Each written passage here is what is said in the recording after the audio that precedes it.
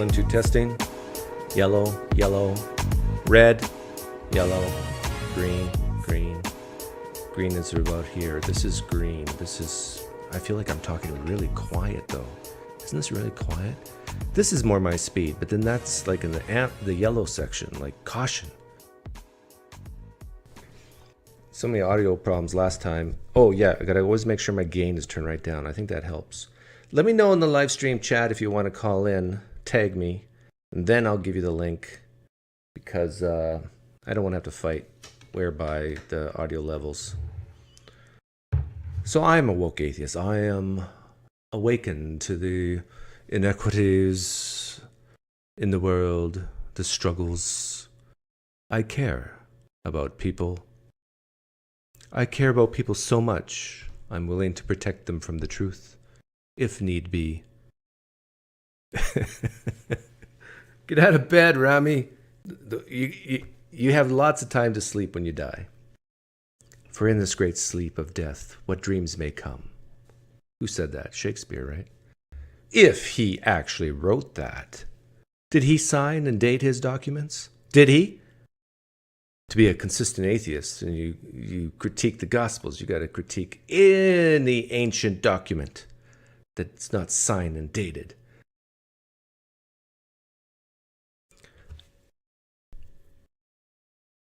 Stop caring so much. Amy, your charm, great name by the way. I care so much because I'm a woke atheist. I care about your eardrums. That's just who I am. This is my nature. By the way, this is we evolved with different natures, people.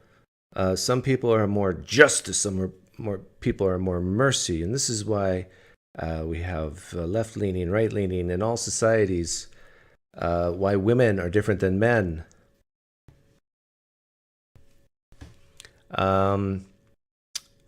Let's see. I want to conjure up some controversy so people will feel the urge. This is the only reason why I do it. It's not because I like it. It's because people need to be motivated. I remember, was it 2 years ago? I was on a live stream on my other channel and I said something like, my son is performing in a musical theater and everybody has to wear a mask. And I said, that is stupid. Stupid with 2 O's. Turns out, I was right. It was stupid to make kids in school wear masks. I'll stand by that. This is from 3 weeks ago. What's that guy's name? Fauci. That's a great name. Love that name.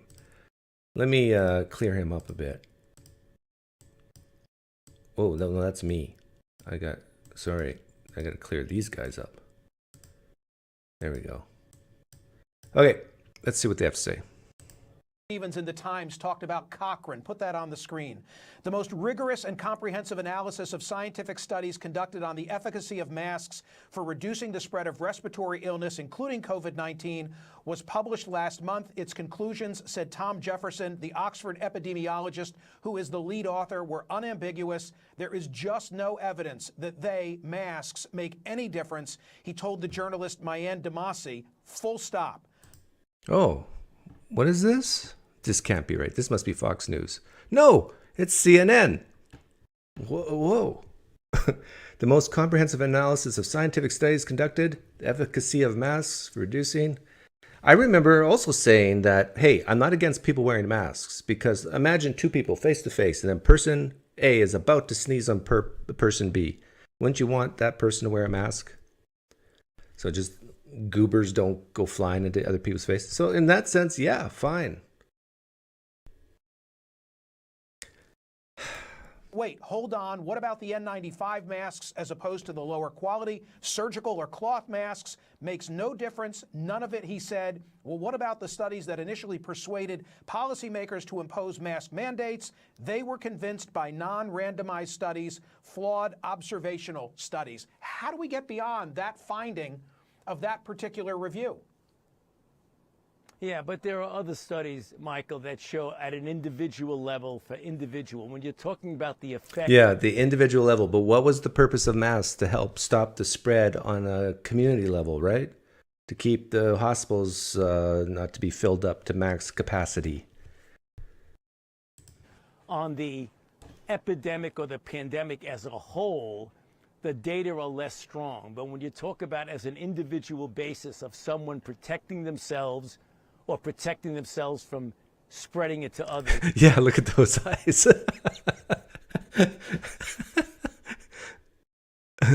Is he on Ritalin? Adderall?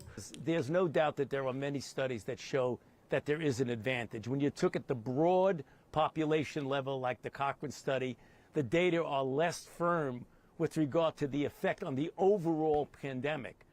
Yeah, and then you got to look at the pros and cons. You got to look at, are there any disadvantages to wearing masks on the individual level? Don't forget about those. What are the disadvantages? Especially for kids, it's the insecurities. I remember my son saying, Dad, I kind of like wearing the mask because it covers up my zits. It was at a time where he had a real acne problem. And it's like a way to hide yourself, a way to,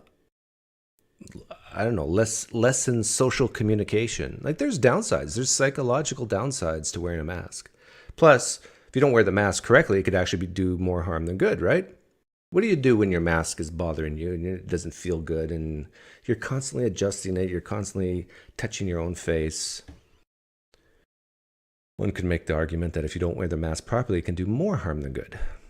Not talking about that. We're talking about an individual's effect on their own safety. That's a bit different than the broad population. Yeah, feeling safe. That's what I think he means here.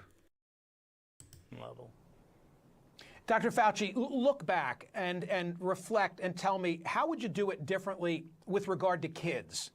I am of the opinion that we erred on the side, this is probably inartfully said, of physical health, not emotional health, and that putting our kids within parameters in the pandemic was not in their best interest. Do you share that perception, and if not, why? That's what I just said. So, Michael, are you referring to the closing of schools and the negative impact Yes. that has on development Yes. and mental health? Yeah. I am. Well, certainly Yeah. when we were dealing, Michael, with the tsunami that we saw earlier on in the pandemic, when things had to be shut down because we were having hospitals that were overcrowded and we were having freezer trucks in front of hospitals in New York and other cities because we had no place to put the bodies. That was a very, very dramatic situation that needed something immediately to stop it. Yeah, I agree. This is the best argument for masks. If it can help even on the margins, and if the hospitals are full, then why not do it? But I also remember them saying they were going to bring ships in the harbor near New York so people could go on the ships. I don't think that ever happened. I also remember them talking about setting up tents so the overflow. I don't think that ever happened, did it? I think about the show MASH, and in wartime, what they do when you get tons of injured military guys coming in. I don't think it was like that. Like, compare what happened in New York with COVID with what happened in Vietnam.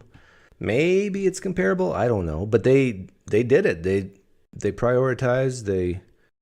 This guy's gone. Next, this guy we can save, help. The question is, how long should a shutdown have been? And I think that there's varying degrees of differences. Yeah, but Fauci's missing the whole point. Very early on, I would say, what would you say, 3-6 months in, by fall of 2020 for sure, we knew that this disease, this virus, did not kill kids that much, and maybe like 50 in a country with 300 million people. 50 kids might die, and even those kids probably had pre-existing conditions. We knew this. There was no reason.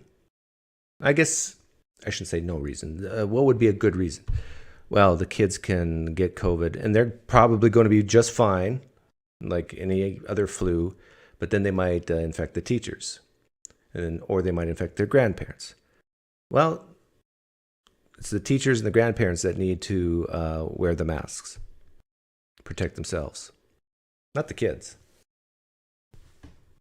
And one could also make the argument that spreading the virus was a good thing, as long as the hospitals are not overpacked. Why? Because it mutated into a less deadly virus that killed fewer older people. Oh, these are things that some people hate to hear. Hate it. Hate to hear. But it's the truth. That Delta was way more deadly than Omicron. And the fact that Omicron came as quickly as it did saved lives. I remember Delta in, was it mid-2020? Killed quite a few people in their 50s. But when Omicron hit, it was basically 75, 85 and older. And I think it's still that way. And now with the vaccines, I'm on record saying I regret getting the vaccine. Oh, do I regret it? And when you look at the studies, for kids to get a vaccine is, again, I'll say stupid with 2 O's. Number one, most kids don't die or even get violent illness from COVID, either Delta or Omicron. And number two, it seems like the vaccine has negative impacts more so on kids than older people. And 1 out of 1,000 people who take the vaccine has a serious adverse event that requires them to go to the hospital. And less than 1 out of 1,000 people, let's say 18-year-olds, would go to the hospital if they got COVID. So you actually increase the risk of going to the hospital by giving them a vaccine. What I just said, people, it really resonates. It's very reasonable. But they will push back instinctively. That can't be true. Where's your evidence for that? And I've provided evidence for that, like, I think, in 3 different live streams, and I'm not going to do it again. You can look it up. Look up on this channel something with vaccine in the title, and then go to the first pinned comment, or in the description. I got the vaccine, but I don't regret getting it. Yeah, well, for the people, the 1 in 1,000 who have a serious side effect to the vaccine, they definitely do. I was one, my sister was one, my nephew was one. I know people in my family who had really bad, my sister still has bad effects.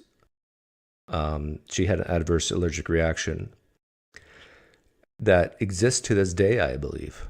She's in now year 3. Like, she was unrecognizable. I was in here in the U.S. She's in Canada. She showed me pictures. I did not recognize my own sister, and it was all over her body. And I think it even affected her foot, that she couldn't even walk properly. And then my nephew had to be on a heart monitor for like a full week. To make sure he wouldn't die. And again, if you have a knee-jerk reaction saying that's just anecdotal, that you can't prove it has anything to do with the vaccine, if this is your knee-jerk reaction, I mean, you got to use common sense once in a while. That these things happening within hours of taking the vaccine, and saying, oh, it could be something else. It just shows you want to say to yourself, oh, I'm not wrong. I mean, I'm justified. Instead of saying, yeah, maybe giving vaccines to younger people was a mistake.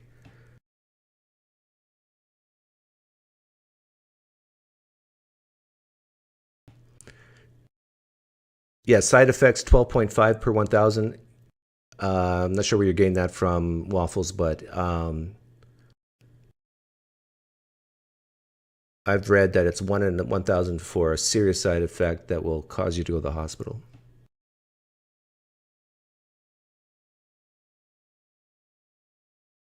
But any topic is open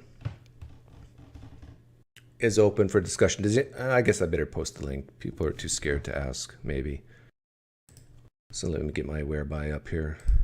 Oh, what is Candace Olin has? Oh yeah, I want to show something else here. I want to talk about Biden. The typical African-American black, in quotes, support for Republican presidents is historically around 10, maybe 15% tops.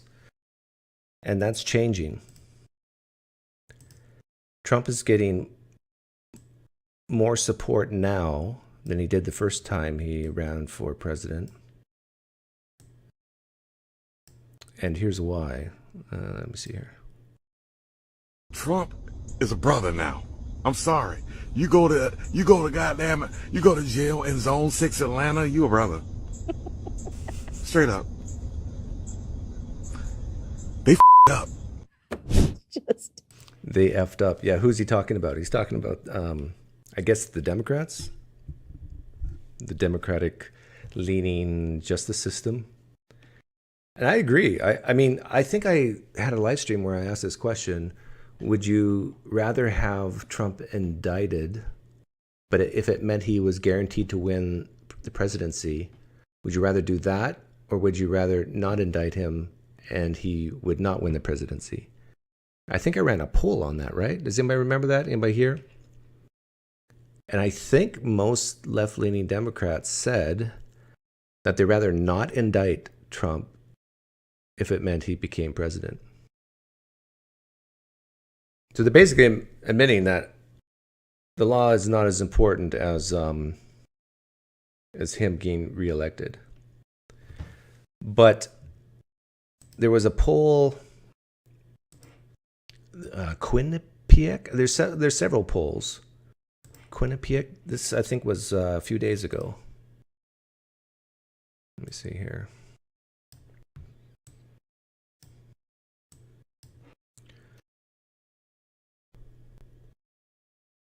If the election for president were held today and the candidates were Joe Biden and Donald Trump, who would you vote for?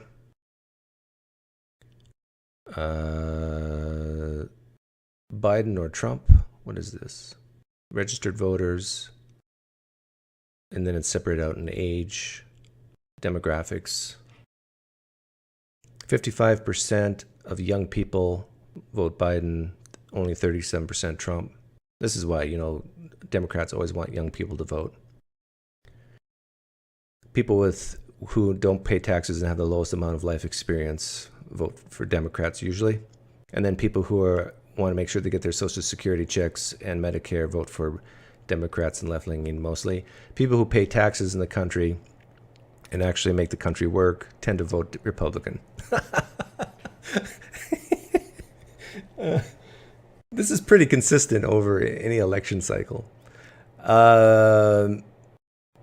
Men don't tend to vote Democrat. Women do. White people, it's a little closer, but most white people vote for Trump. Black, 72 would vote for Biden, 25 Trump. Okay, this is what I want to highlight here. This number right here. This is usually a lot lower. Even this is a lot lower. But George W. Bush, I think, got up to 40% because he could speak Spanish. And so he got I think he was around 40%. But the black vote is usually 10, 12, sometimes even 8%, depending on the president, and at most 15. But Trump is getting 25% of the black vote, if this poll is correct. And a lot can happen. And I think, like this gentleman just said, it's because a lot of disenfranchised feeling black men feel that Trump's now one of them. In trouble with the law. Ooh.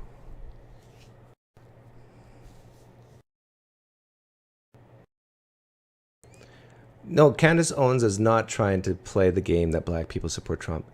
What Candace Owens is showing and what this poll is showing is that the support, although tiny, small, is increasing for Trump among black people in the United States. That's the truth. That's facts. We can both agree on those facts. We can disagree on what it means.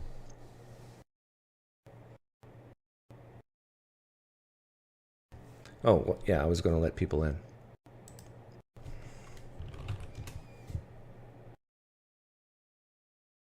I prefer smart people call in, but if you're dumb, you can still call in. And we can talk about anything. I still want some street epistemologists to call in about that live stream I had a long time ago. I thought for sure some street epistemologists would want to talk to me, but so far, nada. I mean, face to face. Basically, I talked about that the brand of street epistemology shouldn't be worried about people like Peter Boghossian. Just because Peter Boghossian started it and the name is kind of associated with him, doesn't mean he has to do street epistemology every single time he goes out in public. I also talked about the fact that once you give your opinions on certain issues, you're no longer neutral in the eyes of who you are. If they know your opinions, yeah, good luck with neutrality.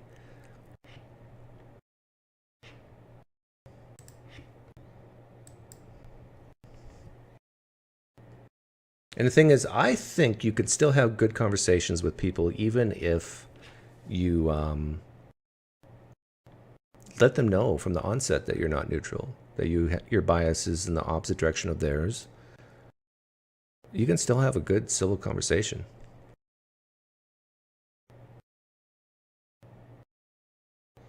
The difference between Democrat and Republican is entirely based in race? No, Lungfish, no. I would say the main differences between Democrats, left-leaning, and right-leaning people in general is what they value in terms of justice over mercy, compassion over law and order. In fact, there was the mayor of Dallas was a Democrat, but he was kind of had Republican leanings. He's now switched parties because he's seen we need more law and order. This is why we need each other. If a trans kid needs a hug, you want a Democrat to do that. If you want to get crime off the streets, you want Republicans to lead in that. We need each other.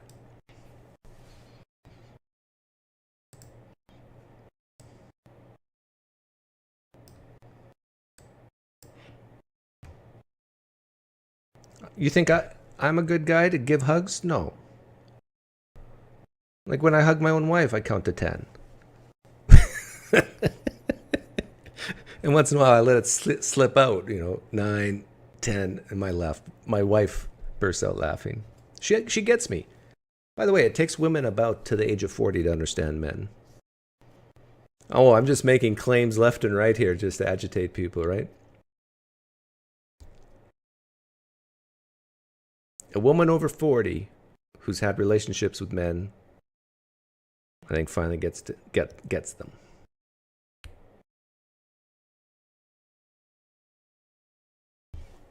Yeah, rural versus urban. The biggest, yeah, I would say that's one. Is that the biggest? Is that even bigger than male versus female?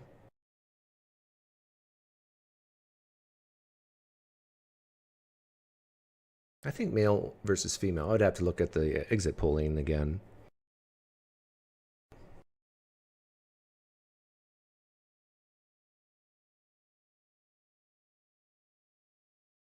Since 1988, it's been the mid 80s. I think it's in the high 80s. Don't try to massage it, Brian. Don't make me get the data up.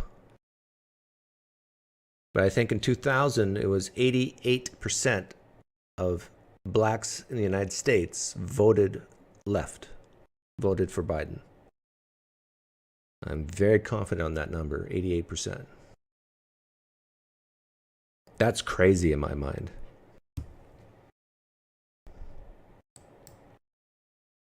Like even when you look urban versus rural, male versus female, it's usually like 58 to 44, 46, something like that.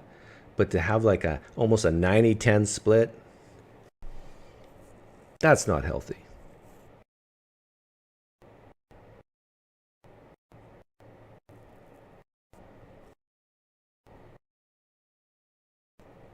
Like to me, that sounds like how elections go in dictatorships. The fear is so great.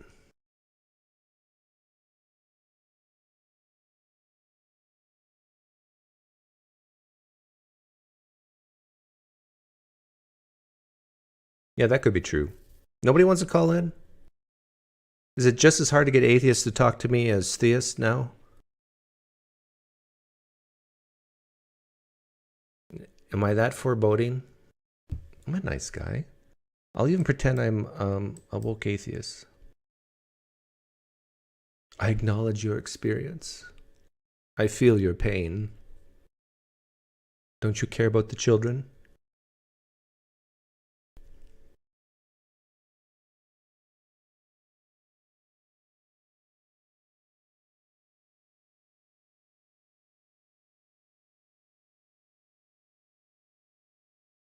Doug, looks like you've seen some shit. What do you mean? You mean like the way I look today? Yeah, I Sorry, Myron has the day off and didn't do my hair and makeup. But maybe that's not what you mean.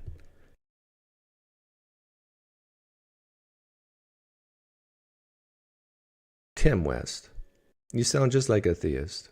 When you hear something you don't like, you say straw man. Fallacy. You're better than that. I look tired? I'm not tired. Why don't you just come out and say it? Doug, you look like you're close to death.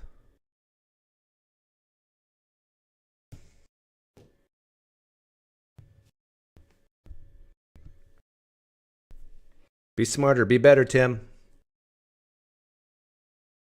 You can do it.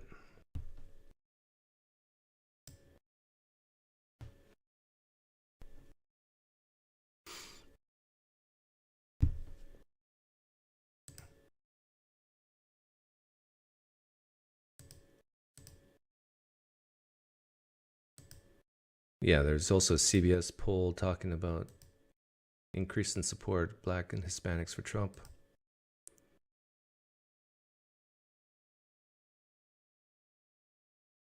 Mayor of Dallas, American cities need Republicans. Oh. There we go. A rational liberal. Hey, Pinecreek, how you doing? Oh, I was just thinking about you the other day. I'm going, why haven't you called in a long time? Well, I guess I haven't live streamed. I haven't live streamed in a while, so. But well, yeah, I missed you. It's Thursday, so. Yeah, I missed you. Is it okay if I give you a hug? Well, I heard who. Well, I mean, you know, us liberals give hugs to everyone, but I appreciate it. Yes, of course, I'll take a hug. You know, Canadians are less likely to hug than Americans. My dad's a Canadian, and he's not a hugger. Yep, it's a British thing. That's interesting. So if I ever met Justin Trudeau, he wouldn't give me a hug? Well, no, Justin Trudeau is like a little girl in a man's body. Like he loves hugs. There's a really interesting video of him where he fake fell down some stairs. I don't know if you ever saw that, but when he was, I think, first running, they were putting out all these crazy videos from his youth. But go find it somewhere if you ever want to see it. But it's odd. It's odd. I think you're finding it now, right? Yeah. I've never seen it. He's being interviewed or something in his maybe late 20s, early 30s, and he just shows the guy, hey, look, I can fall down these stairs. Did you find it? I think so. Oh, wow. I know. He's like a stunt man. That's what I think of when I think of him, like a really goofy guy. And there it is. Yeah. Oh my gosh. You got to replay the video now. We only caught the tail end of it. There he is right there. You can just impersonate. Yeah, there he is in blackface. Yeah, that is a huge error in reasoning. That is a huge. There's the Yeah, like this. Yeah. That takes skill to not get hurt. Oh yeah, no, I would never do such a thing now. Maybe it's a stunt double, because you know how the picture switches frames. It could, because there is a cut in the video. Yeah, there's a cut. So he's there, and then it cuts right there. I bet you that there's a stunt double. It could be, but I mean, go ahead. And I bet you his stunt double is a hardcore right-wing Republican. Well, his father was his father the prime minister at one point? Yeah, his father was the prime minister when I was a kid. Okay. So interesting, you know. I kind of liked him in a sense because his father was a little bit like Trump. How so? He didn't care too much about people's feelings. So there was a picture of him taken. I think this is true. Maybe it's so long ago before the internet, but he had the east side of Canada sewn up for votes. So he didn't need the west. He didn't need Manitoba, Saskatchewan, Alberta. He didn't need their votes. And so there was always protesters when he drove through those provinces. And he basically just gave them the middle finger every time he drove through. He says, I don't need you. Hate me all you want. It was very Trump-ish. And I remember that as an 8-year-old, 10-year-old going, hey, that's cool. What would you think? Because I think this is interesting to break into this topic. Because right now, like, a lot of candidates won't go to, like, let's say you're Republican, you're not going to go to California and try to win California. Even the Democrat, because they know they have it locked up. So you could do that, what you said just there, right? Give them the finger to California if you are a Republican. And it might even win you votes in the South. Yeah. But, so here's the thing. What if we switch to just popular vote? Are you for or against that? I'm for that. Good. Hey, that's common ground right here. Yeah. And I think Republicans would lose for the first few decades. I think you're right. Then they would adjust the platform. Like, they would figure out how to get more votes. But I don't know if you have any hard questions for me. I'm glad. I didn't think we'd have common ground on that. I thought you might be a electoral college guy. Yeah, I understand why the electoral college is there and why it's valuable, and I get all that, and I realize that North Dakota and South Dakota would they would have no say really. But I do think that it might conjure up more parties. Yeah, that'd be excellent. And I think we could. Yeah, we need to get rid of the two-party system in the United States and make more viable. They don't have to be dominant, but more viable people representing more far leftists and people representing more far rightists, and that way people's voices really feel like they're being heard. And I think most people think it's like presidential election's going to run your life, but it's really your state and most of the times your local government. So, yes. Your vote matters most there. You have the most power. Yes. Yeah. This is partly why I said I'm for the popular vote, because I understand that the President of the United States really has little impact on the people's lives in Wichita, Kansas. Except for taxation. That's probably the biggest one. Yeah, federal tax. Or war and conscription if your son needs to go fight. But other than that, I tell you, it's when you start paying taxes when you get older, I see how people become conservative. Oh yeah. It's like, how much of my paycheck am I losing? It's a good chunk. Well, here's a good question for you. Is there a marginal tax rate above which you would say is unethical or immoral? You really have to space it out, because I know how it works is, like, let's say after 120 you get taxed like 25% or 28%. With the top. So let's say you you earned $267 million last year of income. Okay. Is there a tax rate on that dollar, that $267 millionth dollar, where you would say, no, even that's too high? I think we keep increasing it. I think we keep having the sliding scale to where after another bracket, like, we keep making more brackets. And I'm fine if the bracket eventually becomes like 50, 60, 61, 65. How about 90?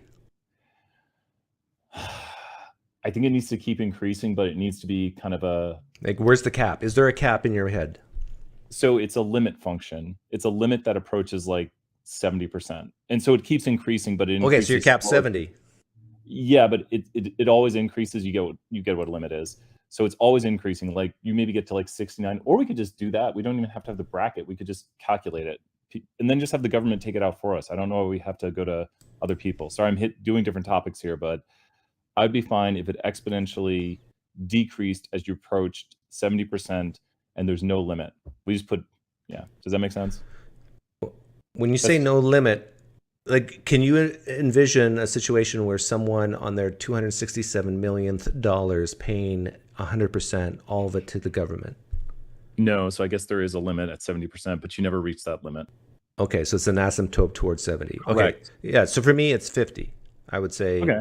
Yeah, which is quite high still. I think Yeah. I think where the tax rates are right now is fine. I think, what is the highest tax bracket? 28%?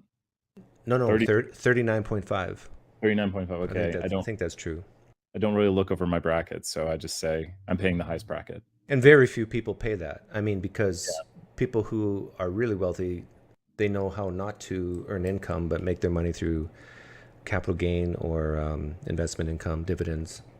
Well, that's the biggest thing, because you can write off losses. So if you have losses, then you don't get taxed as much. So then you get to put more risk into the system. Yeah, that's good, right? I was looking into this a lot when Mitt Romney was running, because with Bain Capital, kind of how his business was run, he was able to get very little taxes, and probably the same for Trump. I don't know if we've gotten Trump's tax returns. I stopped caring about that because, I don't know, it was too much time of my life. But it's the risk takers who are typically, like, 90% of them are going to fail, but it's that 10% or so of the risk takers are the entrepreneurs, are the innovators, the new drug that saves lives, the new technology that creates jobs. We want people to take risks like that, right? I think we should reward business risk, but personal risk is not something we as a nation should subsidize as much. Or unless it's vaccines. That's a whole nother topic. But we'll look at, are you for or against the auto bailout? Against. I'm against it too. Yeah, I'm against even farmer subsidies. I might differ from you there. I'm a true capitalist. You're true. So if we can't support ourselves to make the rice, the soybeans, I mean, we need soybeans. So I was trying to get a smile. I don't know. I didn't put it in a good joke. So I'm more for farmer subsidies. I'm very much against the auto bailouts. I think why are you for farmers and not union workers? Oh, that's a good question, right? You suffer from an illness called feel sorry for farmers. Well, maybe you'll make me reconsider my position here. I was raised on a farm. My dad was a farmer, and let me tell you, there's a ton of stupid farmers out there who deserve to go bankrupt and not farm anymore. So don't subsidize the poor actors. If it can be shown to me, and I really lost a lot of faith with the whole egg thing, with the massive increases we've seen to the eggs lately, if it could be shown to me that subsidies are not keeping the price of goods down, like eggs and flour and all that good stuff, I would be against it. If someone showed me that, if it keeps the prices down, I'm for it. So you're for keeping prices down? For things that we need, like necessities, like eggs, milk, flour, rice. Energy? Yeah, subsidize some energy. I'm for green energy, and I want that to be part of our taxes. Because the best way to lower energy prices is to drill, baby, drill. Or frack. Should we drill or frack? Do you agree with that? I think a lot of times, especially if you think about drilling in the ocean, there's too great of a risk. And we've already seen some of the tragedies, and we can't even put a dollar amount on the damage we've done. No. But when it comes to lowering prices, like energy costs affect everything: food, clothes, everything. We got to transport all that. Heat, cooling. If we had a ton of cheap fossil fuels in the United States. We drilled every part of our country that has oil and gas. And let's say you're not concerned about the environment at this point. We can throw that in later. But at this point, who cares about the environment? Or we can even view it as it won't have any effect on the environment. Would you be pro fossil fuels? Drill, baby, drill. Yes, with your hypothetical. Okay, good. And it would. Do you agree that it would lower the costs of everything? Yes, because I mean, transportation to move all the goods across the country relies on fuel and energy. So the only reason now that you would be against that is because of the environmental concern? Yeah, because when you think about it, I think it was Trans-Canada, the Keystone XL pipeline. Yeah. Yeah. Yeah, so we were going to drill in the Antarctic, I think, or... No, it was a pipeline coming out of Alberta into the United States, I think all the way down to Texas. I think so. And Biden stopped it. And there's like probably billions of dollars of work already done that's just now for naught.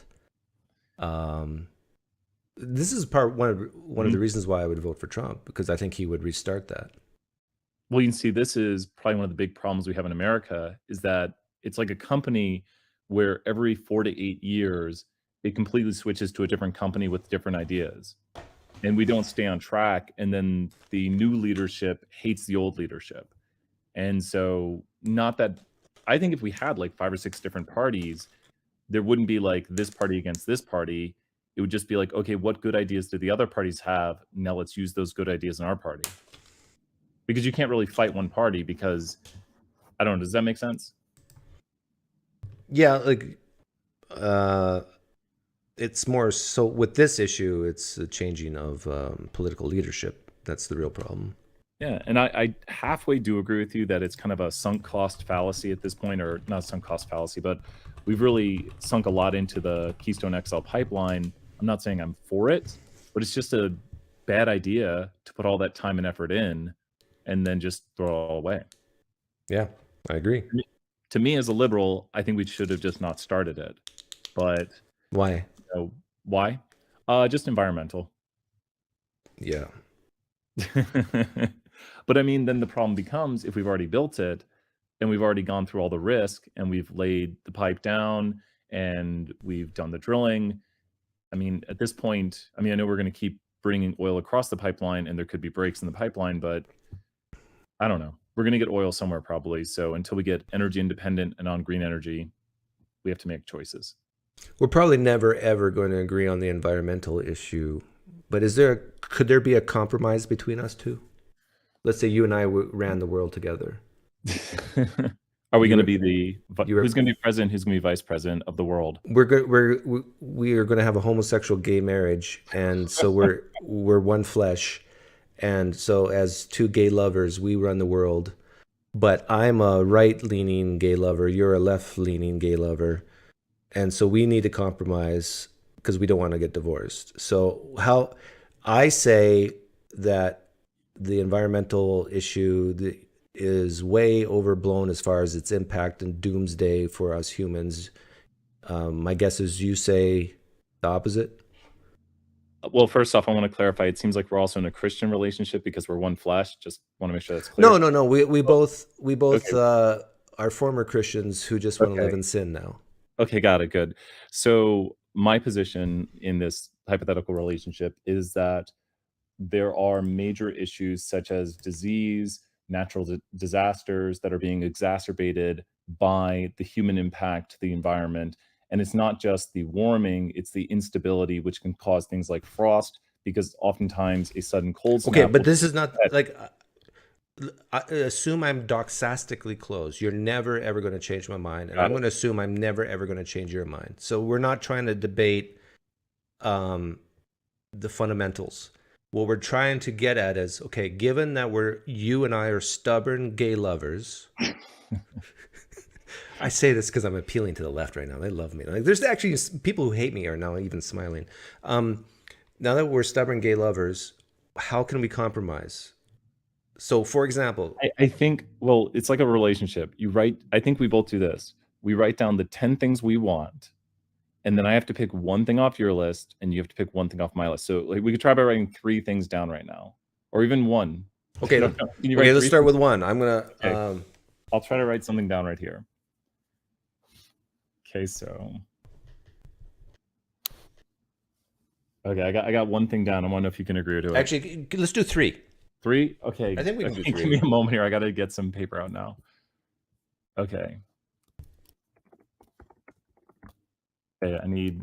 Sorry for the dead air right now. It's all right. Nobody cares. It's my channel. If anybody should care, it's me. Coming up with some pretty strong ones. You're gonna have to pick one of my 3. I'm gonna pick one of your 3. Yeah. So we're coming up with things that we want. Okay. In terms of the environment. Yeah. Yeah. Like something. It can be something you wouldn't want me to do, or something I want you to do. I've got 4 right now. And do you want to hear my 4, and you can pick one of them to do? No, I thought I have to Okay. pick one to cross off. Oh, we can cross. Okay, so we can go crossing off. Like, don't do this one. Okay. Well, I know which one you're going to cross off my list because one of them's pretty harsh. I'm only at 2. I'm trying to figure Okay, out a third keep one. going, keep going. What do I really want?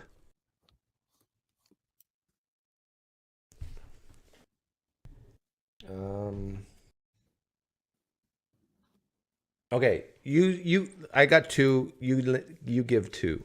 Okay. Okay. You go first since you're the liberal gay lover. Ladies first. Pick 2 numbers between 1 and 6 because I've got 6 right now. So pick 2 numbers. 4 and 2. Okay, 4 and 2. Okay, always invest in new energy, and we have to ration energy during times of low energy, like rationing energy, as in. Well, those are not tough. Well, which one would you? Well, yeah, I think. Oh, so you can agree to both of those. Like this is Read them again. So the rationing energy would mean the government could basically come in and say we have to limit energy in this area, energy consumption. The government comes in and does That's my that. harshest one. It's a government. Oh no, yeah, that one take off. So we'll Okay, keep the other one. The other one is what? Always invest. Like we have to be subsidizing the research into new energy. Oh, okay. Always subsidize. Government subsidize. Government subsidization of research into new energy. Okay, got it. Okay, so you're keeping. You're removing rationing energy and keeping always invest. Yes. Okay, then you can hit me with your 2 here. Okay, my 2 are unfettered drilling on all federal lands in the United States and coasts for oil. Okay. And the second one is a complete ban of any type of carbon tax for 100 years. Okay, I am going to keep the ban on carbon tax. I actually don't like it. I think it's ridiculous.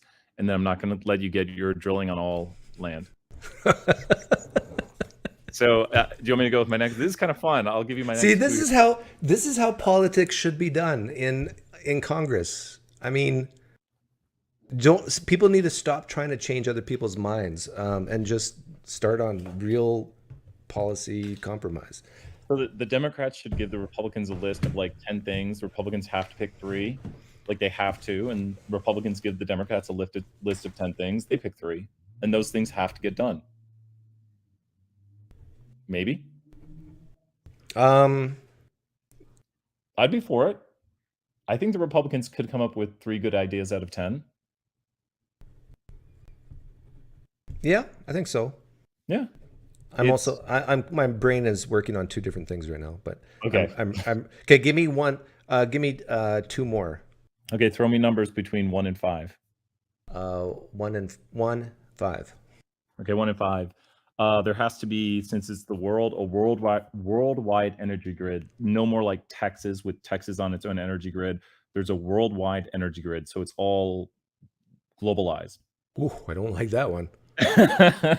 This sounds like a James Bond movie that just bound to fail. Probably. What's the other one? Well, I think you're going to pick it. It's nuclear energy. Oh, I'm all for nuclear energy. So, okay, get rid of the other one. I lose my energy grid. Okay, go ahead. Okay. Nuclear energy. I'm writing down what we agree on, or what we. from both sides. So no carbon tax, we both agree on. Government subsidies of clean energy, nuclear energy. Let's see here. I need one more.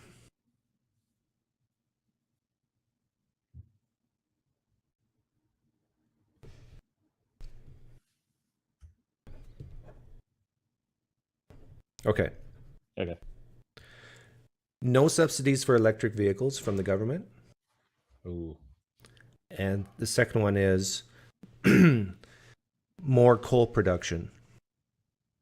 Okay. You got to eliminate one of them. So you're saying I'm never going to get a Tesla then? You can get a Tesla, you just have to pay for it Oh man, with your own that's money. Tough. That's tough. So no subsidies for electric, more coal production. You got to get rid of one of those. And you have to keep one of them. Oh wait, you were saying no coal production? More coal. More. production. Sorry, I Yeah. misheard you. I was like, oh, I'll. And if it helps you, think of it in terms of cleaner coal, like more technology to deal with the pollution. Like I'd love to, like, that can still be part of the coal thing. I'd love to handle some coal and think about clean coal, but I know I'm glad I'm not a politician. I'd lose votes in Virginia and West Virginia, but I'm going to get rid of the coal. Just I think it's too big of a risk. That means I have to keep no subsidies for the electric vehicles, but I think people buying electric vehicles can survive not getting their subsidies. Okay, so let's stop it there and do the same Okay. thing for a new issue. But let's review. Okay, and then I have to go after that, but go ahead and hit me with those new Okay, issues. so you lean far left. I lean far right. But we both, through compromise, have agreed no carbon tax in the United States for the next 100 years. Always subsidize clean energy.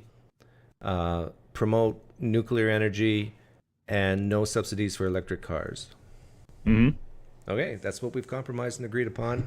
So if the people in Congress are listening, they should do this. Okay, now let's switch to trans issues. Okay, I got time for one back and forth on that.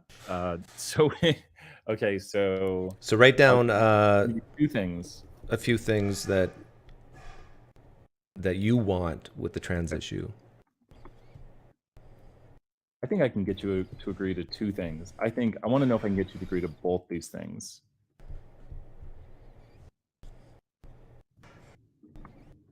So I'm going to give you easy ones.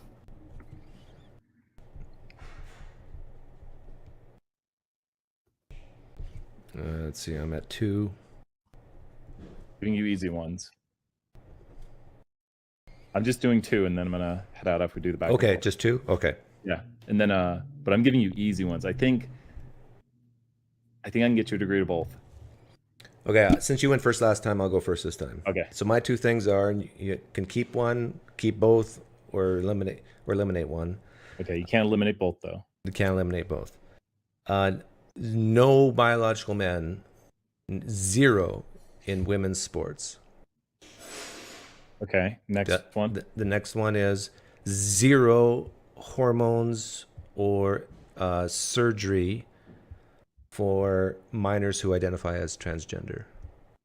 I'm gonna keep the sports one. I'm gonna allow for that because sports are optional, and I'm not gonna do it. Like, it's a hard choice. I don't want to keep either, but I'm going to weigh on the medical professionals for that one, for the issue there. But sports is kind of secondary to the well-being of children. Okay, so yeah. Trans women. Sorry, the 2 gay lovers just decided. Okay, what are your 2? So my first one is, and I want to see if I can get you to agree to both, is that any adult can transition. An adult being person, and I know you've talked about the brain fully developing in the late 20s, but we're just going to go by legal adult, 18 or older. With their own money? Say it again? With their own money? Sure, I'll even do it with their own money. Okay. What's the second one? And then the second one is hate crime legislation, or hate crimes should be investigated for people who attack people who are trans. Not that it's always, but I just want to put it out there that it should be investigated when a minority is attacked. It should be at least looked into if it was a hate crime. Okay. Not that it always is, but it should be looked into. Okay, I do not agree to both. Okay. Can you guess which one I don't agree with? I'm thinking, well, I know you've stated that, which is true, the brain is only fully developed in the late 20s. So I think it's the first one. No, I would. I can agree with you with the first one. Any adult can transition because I lean a little bit libertarian. So I agree with you there. I disagree and would not keep the hate crime investigated for trans. And here's why, if you care to know. I'm against hate crime. I think it's a type of thought crime that is a vestige of Christianity, which can do way more harm than good. A crime's a crime, and it's very hard unless someone actually comes out and tells you, I killed this person because of their skin color or because of their sex or because of their identity, whatever it is. Unless they come out and tell you this, you can always say, well, okay, maybe that's part of it, but it's also because of this other reason. So it is very complicated and very hard to prove. And for that reason, I would say no hate crimes. Can I tell you why I'm for it real quick? Yep. So basically, I want to live in a world where if someone's walking down the street, they're not attacked. And I do realize that there are people who would attack somebody just because they're LGBT or maybe a different skin color. And with that, although it is hard to prosecute, I think we should at least investigate it, because I think it's a larger crime if you did it because of an aspect of someone of what that person is that they really can't change. So I think it's a larger crime. Like if you are at a bar and you get into an altercation because your sports team didn't win, yeah, you could, break someone's nose. But if you were to break someone's nose because you don't like the way they look or something inherent to them, you're a worse person, and I want you in jail more than I want the guy or gal who got into a bar fight over a sports team. I want people who perform hate crimes removed from society for a longer period of time. That's my justification. So you're saying if someone's murdered for being trans, that's worse than being murdered for any other reason? Or No. for being rude? So I'm not even just saying trans here. I'm saying, like, let's say someone were to attack someone because of the color of their skin. Yeah, I gotcha. Yeah. It can be multiple reasons, but if you see someone and you don't know them and you attack them, you're a worse person than someone who gets into a fight over a parking space and somehow people get injured. Okay, why is that worse? Because you're creating the altercations to begin. Like, you can't function in our society where there's differences. There's always going to be differences in society. And if you can't function with differences, you need to be removed from society. Like But you could say the same thing about someone who goes crazy for losing their parking spot. We don't want those people in society either. But I think they can be reformed quicker, so they'd be removed for a shorter period. See, that's the thing. You're thinking about reformation, like being able to. Yeah. You're saying that it's a deeper sin, kind of. It's in their soul, and so that's why it's worse. Before I leave, can you ask Myron if all sins are equal? He has the day off. Okay. Well, with that, good talking with you as always, Pinecreek, and hope some more people join in because I'll probably listen to the combo later. I think we've established a good template of how to have these conversations. Yeah, I think a lot of times people don't want to have honest conversations, just yell at each other, especially if they're on opposite ends.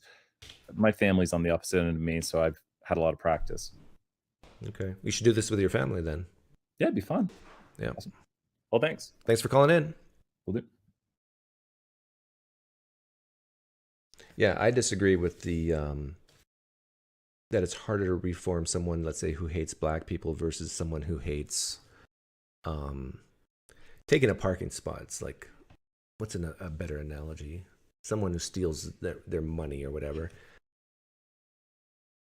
And the reason why I say that one's not hard than the other is because I've seen it with my own eyes. My own dad didn't approve of my wife, and once he got to know her, he changed very quickly. The issue is tribalism. The issue is not getting to know people who disagree with you or look different than you, act different than you.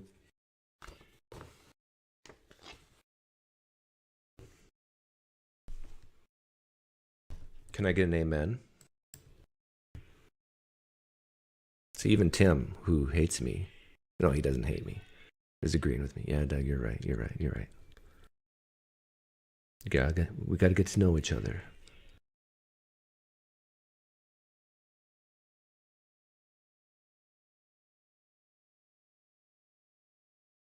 I don't know. I'm starting to think that I should stop trying to convince people, whether it be in religion or politics, to think like me, to be like me. No, like,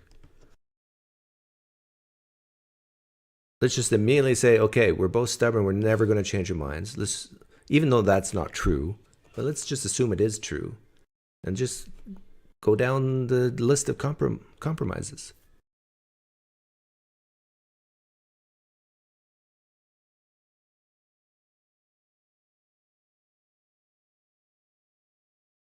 Yeah, I agree, Big Chimp. I'm really hesitant to punish extra for motives based on skin color or identity, because you can really easily falsely accuse someone. Any person who's black and is murdered, the family in a civil lawsuit, for example, could say this is a hate crime, it should be punished more. When really, how would you actually prove that unless the person's saying, and even if you could prove it, well, what would justify the actual harsher punishment? A murder is a murder. I guess that's not true. A murder is not a murder. You can have first-degree murder, second-degree murder. You can have manslaughter. So yeah, motives do matter. Planning matters. Self-defense matters. But even look at the self-defense laws. Even that's very subjective. You have to kind of figure out what a reasonable person would do in a situation, how much fear they have for their own life. It's all very complicated, which is the reason why I'm against it, because it's so psychological, it's so wishy-washy.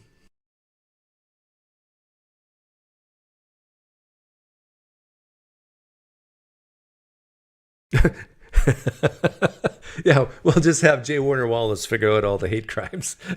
He's a true detective. That's funny. Room's open. Although I'm not unhappy to end the live stream here, because that was a great conversation. How's my audio? Is it better today?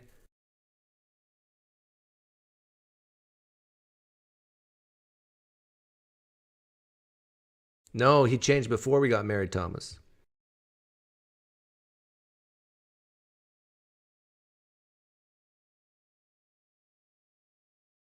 My wife and I actually delayed our marriage in order for our parents to give their blessing.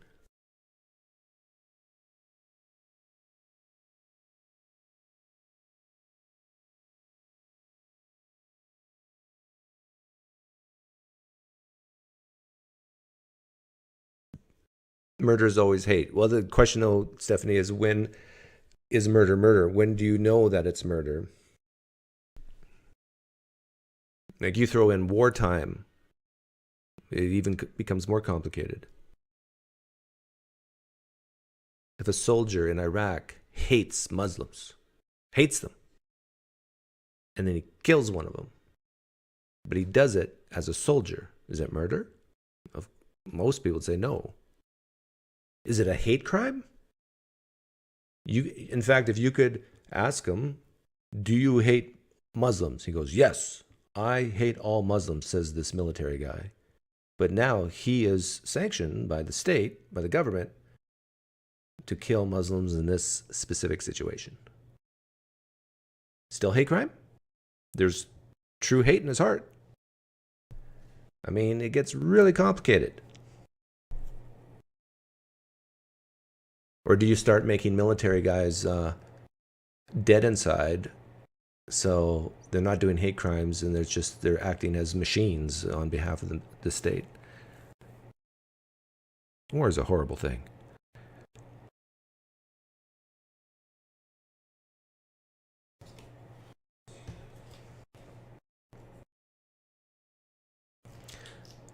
But anybody can come in and talk to me about anything that they disagree with me about. I prefer you don't call in to agree with me. That's no fun.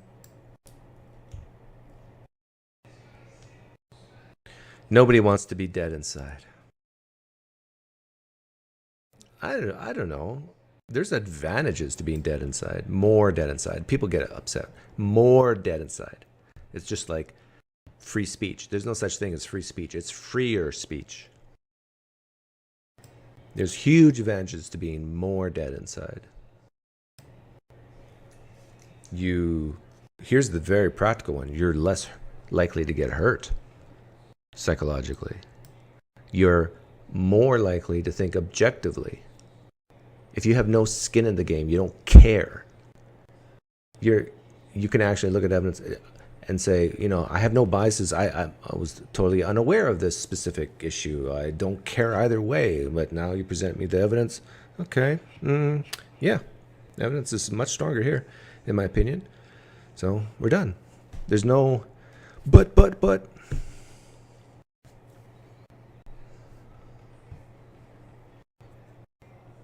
My woke atheist friend Jerome Robinson's here,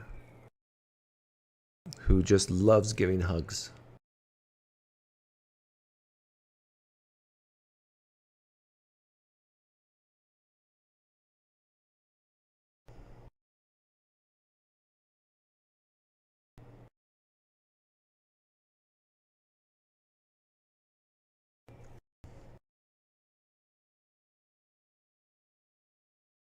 I find it interesting, some of the videos I've made recently with AI, how people just say how dishonest that is when I make it so blatantly clear of exactly what I'm doing.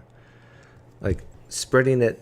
Someone on Twitter said I shouldn't put it in the bottom. I should put it over the top just in case someone dubs it, copies it, and then excludes.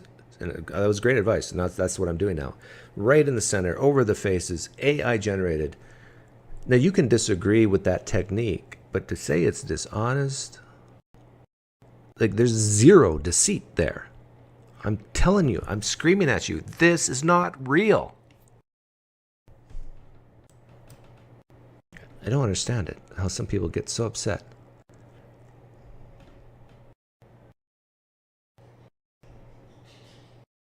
I think they get upset because they hear the intonation, they hear that voice saying something that that person would never say.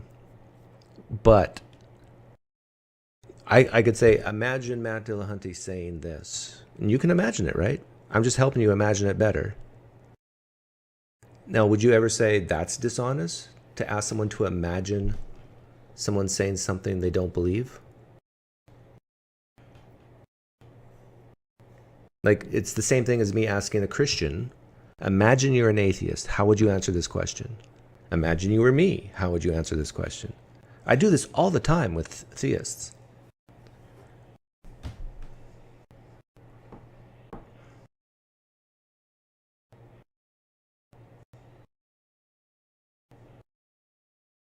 No, Jack Vaughn, I cannot give you an example of someone who has no bias or is dead inside. That's why I say more dead inside.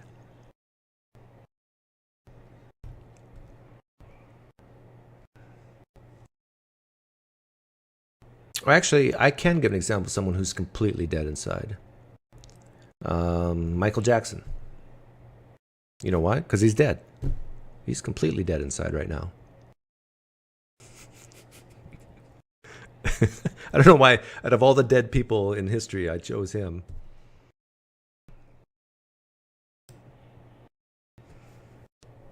How many people here think Michael Jackson was a pedophile? I should do a poll on that. This is way off topic, but was Michael Jackson a pedophile? Lean yes, Lee, no.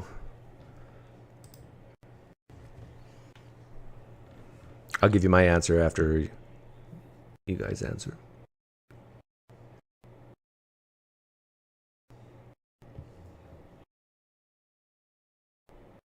Oh yeah, I should have picked Jesus as an example, Mr. Mobile. Jesus is definitely dead inside.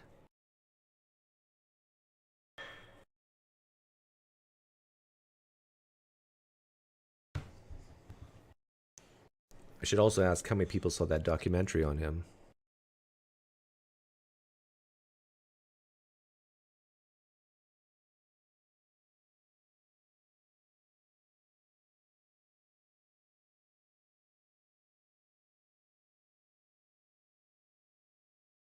Come on, there's 76 people here. It's anonymous.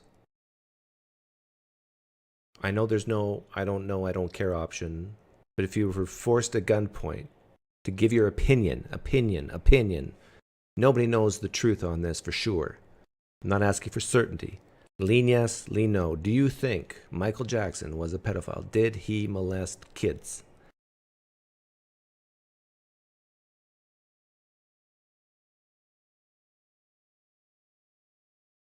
%76 say yes.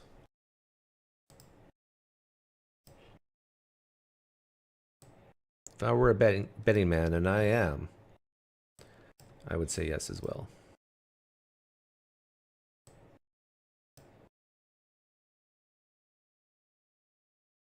I mean, he was so famous at so young that you can't help but think he was screwed up mentally.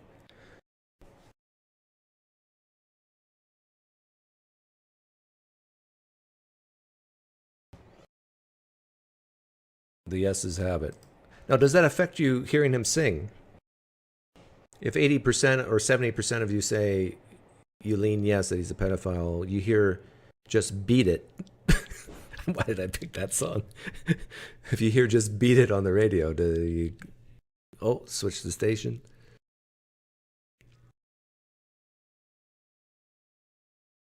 I wouldn't say there's zero evidence. One can make an argument that paying off people, non-disclosure agreements, is some type of evidence.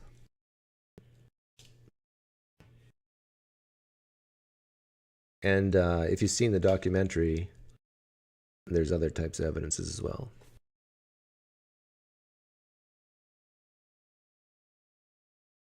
Now you can say, well, he was a famous guy. He didn't want the bad publicity.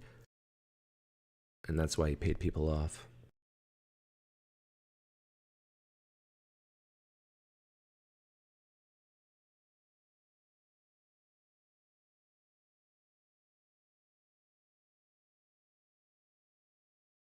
And I also like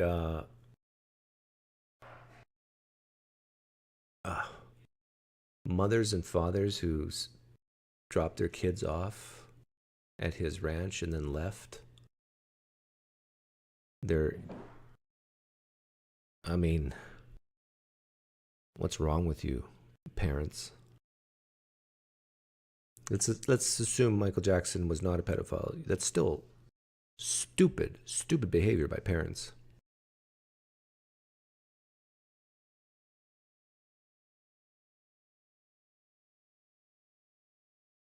Oh, this ties into what Digital Nose has talked about this morning.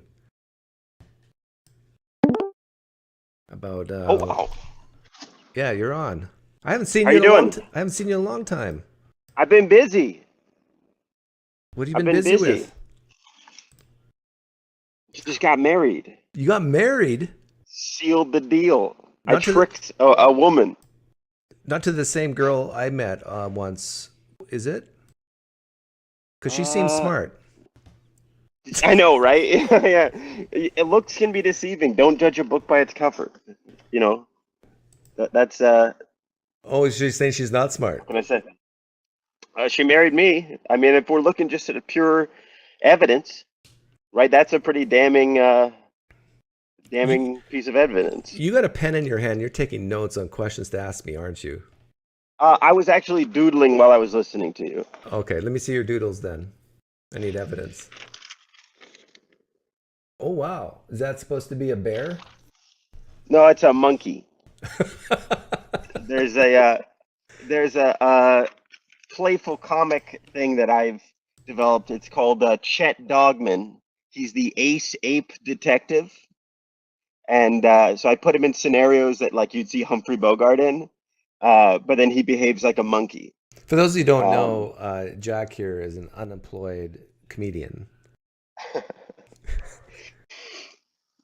Yeah, that's probably accurate. I can't argue with that. I wanted to call in today though and talk to you about some what you think about weird stuff. I've been doing a lot of research into just weird stuff. Like for example, I think I've already talked to you about my dad is Orthodox, right? He's an Orthodox Christian. And so we were talking about sainthood, how people become a saint, what that process is, how do they determine if someone's a saint, someone's not a saint. And there's this saint, I think it's Saint Jerome. There's multiple saints that have this, but Saint Jerome's the one that I know the best. Where he was this saint he was a guy, priest. He was a good priest. People really liked him, but he could float.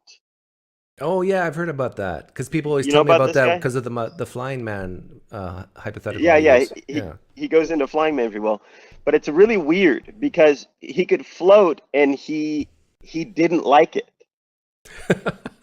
Like there's tons of like letters that he sent to people like I've been praying that God would stop this, like that I wouldn't float anymore.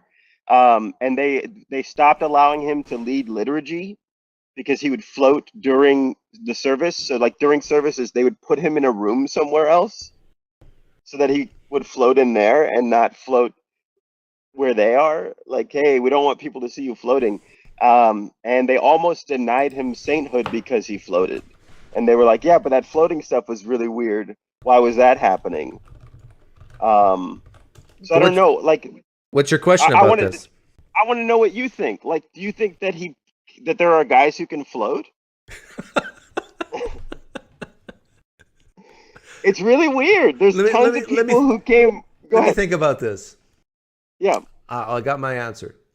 No. Right, but why? Like, why was it happening then? Like, why did people think that he could float? Okay. And we don't even know if people So thought just- he could float. I mean, all we have Well, is there's a some lot of writings. people who came, like other priests who came to disprove, to essentially say like this guy's a fraud. He shouldn't be.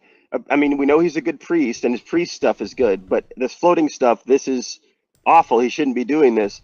And then they would leave and be like, "Oh yeah, we saw him float. We don't have an explanation." You know what year we're talking about here? Like 14, 13, something like that. 13 something. Is it that late? I thought it was like way earlier. Well, there's a bunch. He's not the only guy who could float. There's way earlier guys who could float. There's people in other religions who could float. I don't know. And floating is such a weird one. I mean, it's why I like the flying man, because like, especially for Christianity, there's no like theological reason. There's no like Bible verse that's like the holiest man floats among you.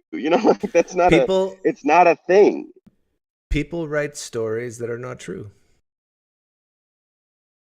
Okay, and I do think people write stories that aren't true, of course.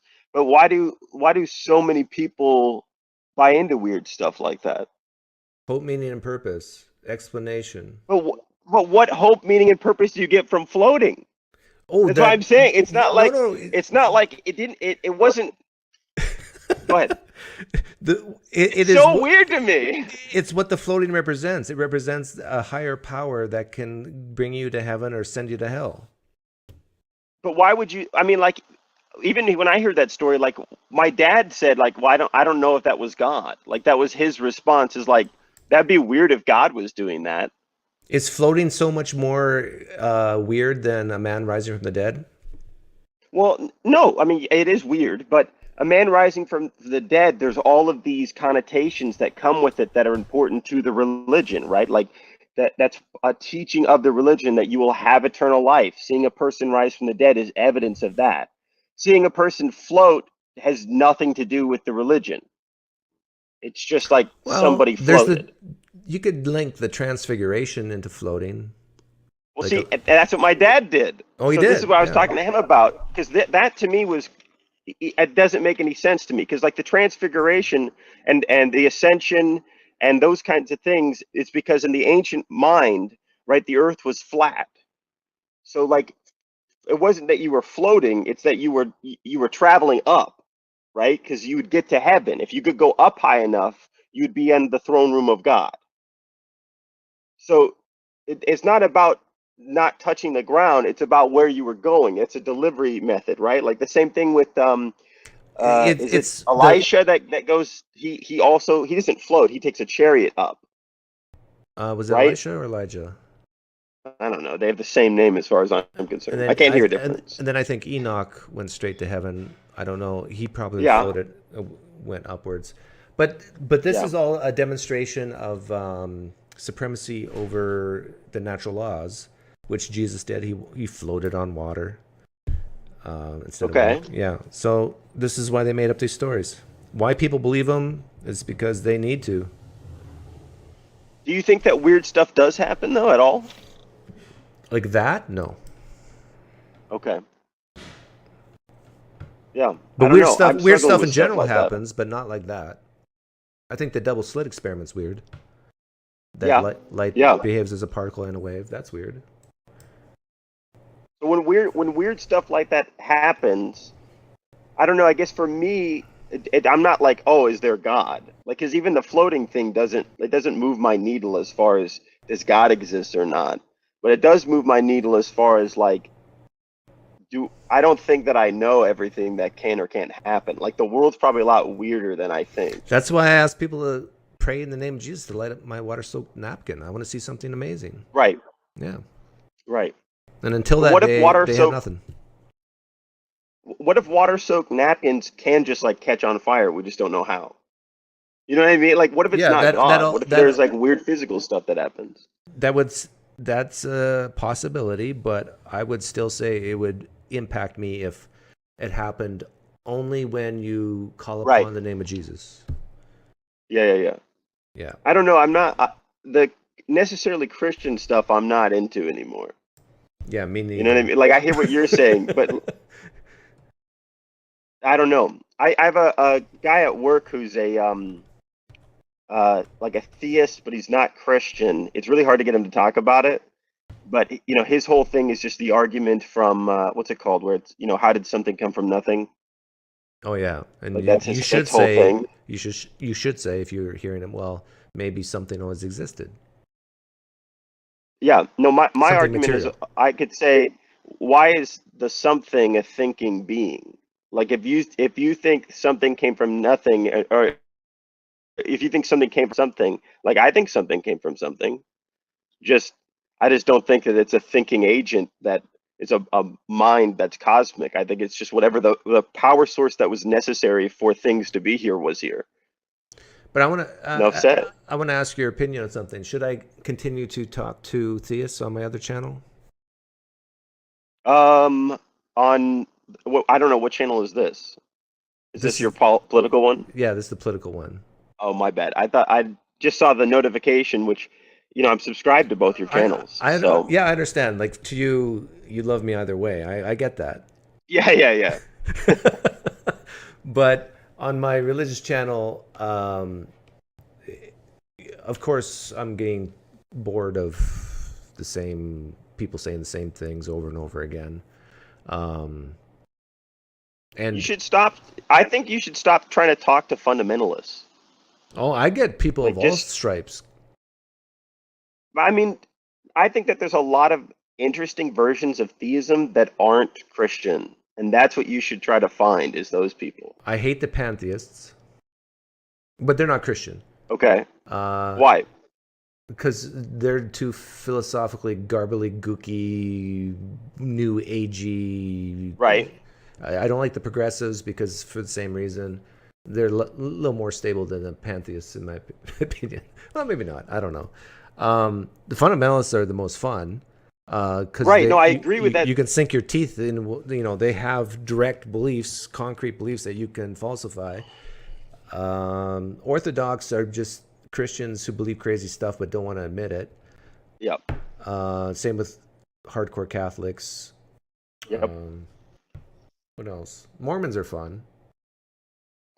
But see, that's the whole thing. Like for me, I this is why like I don't watch as much as I used to watch, is because I'm like, it doesn't move my needle at all. Like I'm not I'm not challenged anymore by somebody who's like, oh, I think that the Bible is literally the word of God. I'm like, okay, you're crazy. Like, I don't have any. Okay, I'm glad you think that. Like, I hope like it makes you happy. I don't have anywhere to go. But did you hear my conversation with the gay lover, the Democrat who called in? Okay. No. I came in late. You should rewatch that. It's only about 20 minutes long. But so he and I disagree politically on many things. We also agree on a lot of things. But I said, why don't we try this?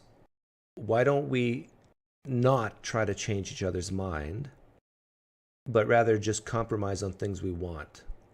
Yeah, in a practical society. solutions. Practical solutions. I love that. And that's what we did. And we did that for the trans issue. We did that for the climate issue. And then we shook hands, said goodbye, and that was it. I'm starting to think that's what maybe I should do with theists.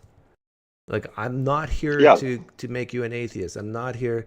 Just tell me what you want out of life. And if they say something like, I just want to feel comfort that someone's looking over me, and that I can see my grandpa again when I die, I'll say, fine, no problem, go for it. But now if they say, I believe because of the Sabbath was moved from Saturday to Sunday and all stores should be closed on Sunday because this is the day of rest, and I say, I want to be able to buy Tylenol on a Sunday if I have a headache, then we got a problem, right? And and so then maybe we could compromise, well, maybe open for just 2 hours on a Sunday, we could negotiate. Right. But I mean, that's not like common. No, right? that's a simple example, but okay. I'm starting to think. Do you have any disagreements like that politically with Christians? Abortion, yeah. Like I do. You think abortion should be legal? In some cases, yeah. I'm very much middle of the road, like most of the world. I think anything under around the 20 weeks stage, you really don't have anything there. You have a human DNA, yes, but I don't think it's that bad to terminate a very early pregnancy. Now, I do say it's bad to terminate later term pregnancies, but those are very rare. Okay. Do you have other people waiting in the room right now? Chad he said something interesting. I wanted him to hop on. Chad, did you want to come on? He said he did, I think, but maybe he was talking to somebody else. But why don't you say one more thing, and then I'll leave the room. Well, what I was going to say is I'll let you go, and then I might call back in a little bit because I'm on my phone right now, and the connection's really bad. But I'd like to talk about political. That'd be okay. I thought this was the religious channel, so I apologize. No problem. I mix both of them, and sometimes it's really hard to separate the two. So, yeah. Okay. Yeah. Maybe see you later. Come back to poker. Take care. I don't have money. Okay. I just got married. That's right. Sell the ring. Bye. See ya.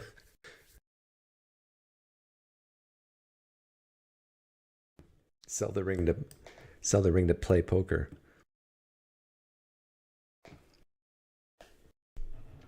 But Chad, you said something interesting that piqued my attention. You said something about some type of practical reason why you have to be careful talking about trans issues. I'm interested to hear what you have to say.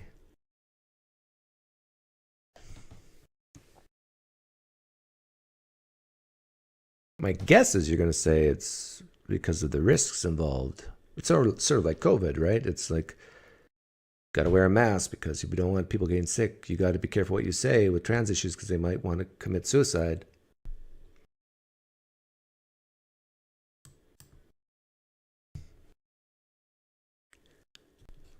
But I don't buy the suicide argument anymore. About 3 or 4 years ago, I kind of did. But then I realized, oh, these trans kids are not actually committing suicide. They're just thinking about it. Most of them, the vast, vast majority of them. Like I bet you the number of trans people who've committed suicide in the United States last year is maybe 10. And then you got to figure out, was it really because of not being accepted for being transgender, or was it because they suffered from other mental illnesses, or were in the drug trade, prostitution. A lot of trans people are in prostitution. I shouldn't say a lot, but some.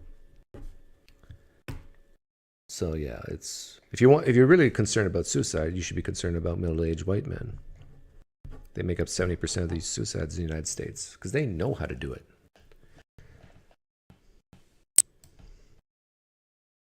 They actually not only threaten suicide, but actually follow through.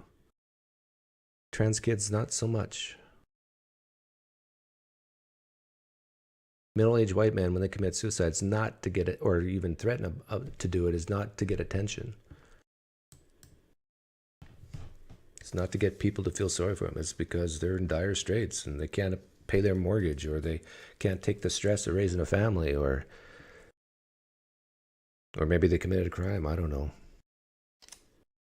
and don't want to get caught.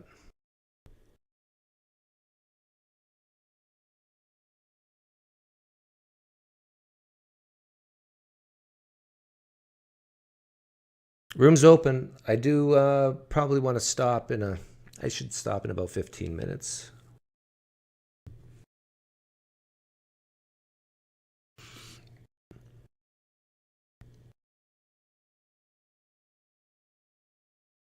But what do you guys think about what I asked Jack? Maybe I should start a poll here. Should I stop trying to convince theists they are wrong?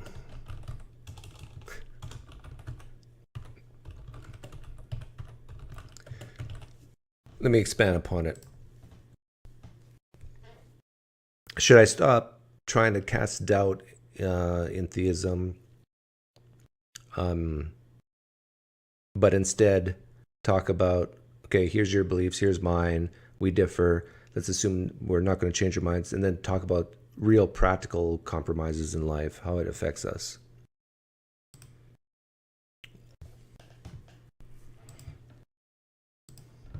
Look at this.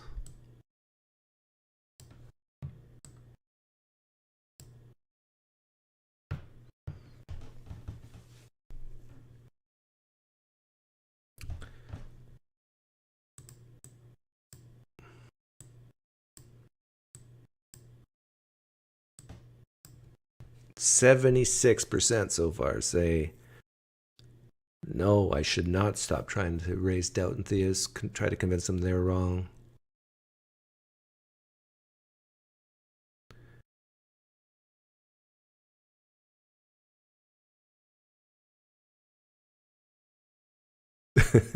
Poker Man wants me to cause pain and suffering. Rip the souls out of the chest. Yeah, hurry up, Chad. So I want to end this probably in a bit.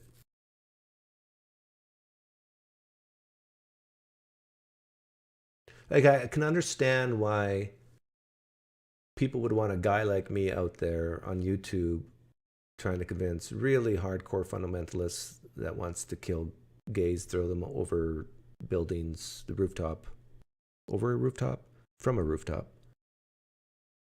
or Muslims who want to chop people's heads off. I get that. Okay, Chad, what did you say in the live stream chat? Something about trans? Yeah. Sorry, can you hear me okay? Yep, you're all right. All right, yeah. I don't have my normal mic. Yeah, I was just curious. I was thinking back through all the trans stuff that you've done, and I'm thinking to myself whether I heard anything like this. So I just thought I'd put it forth. It's a context sort of argument of why one should be careful about speaking about trans issues, especially in the negative sense. And that is, does it give you any, does it matter if a political climate or social climate is dramatically harmful to trans people, meaning that the rhetoric around trans people, whether right or wrong, is creating harm for trans people, and by adding to the negative voices, does that have any impact on what should be said? Yeah, I I've think talked I said about that. this at length before. Okay, I'm sorry. That's Didn't right. mean to bore you. No, still a good question, because I think many people who lean left are more compassionate than people who lean right. And this is one of their huge issues about creating harm. I don't think it's good to purposely go up to someone and say something to them in mere words for the sole purpose of making them feel bad. And if you know me in real life, I don't actually do that. Even when I'm talking to people one-on-one on the internet, I typically don't do that. Sometimes I do. I really don't like the person. I want to hurt them emotionally. But if I do a consistency check, like what you just said, take the word trans out and insert the word Christian, would you say the same thing? I think I would. I think if there's a legitimate concern and there's good evidence that people are being harmed by true and untrue things about a particular class or type or people, then, and you could stop it by not adding to the rhetoric. But let's be honest, with Christianity, in the United States, I understand that other places in the world it's different, but here in the United States, very few people are being harmed by Christians. Yeah, no, I thought it was a what if question. I'm sorry. Yeah. Maybe I misunderstood you. So what if Christians were in the same situation? I would say that Christians, we should probably lower the rhetoric on Christians, I guess, maybe. Yeah, like, how did you vote on my poll?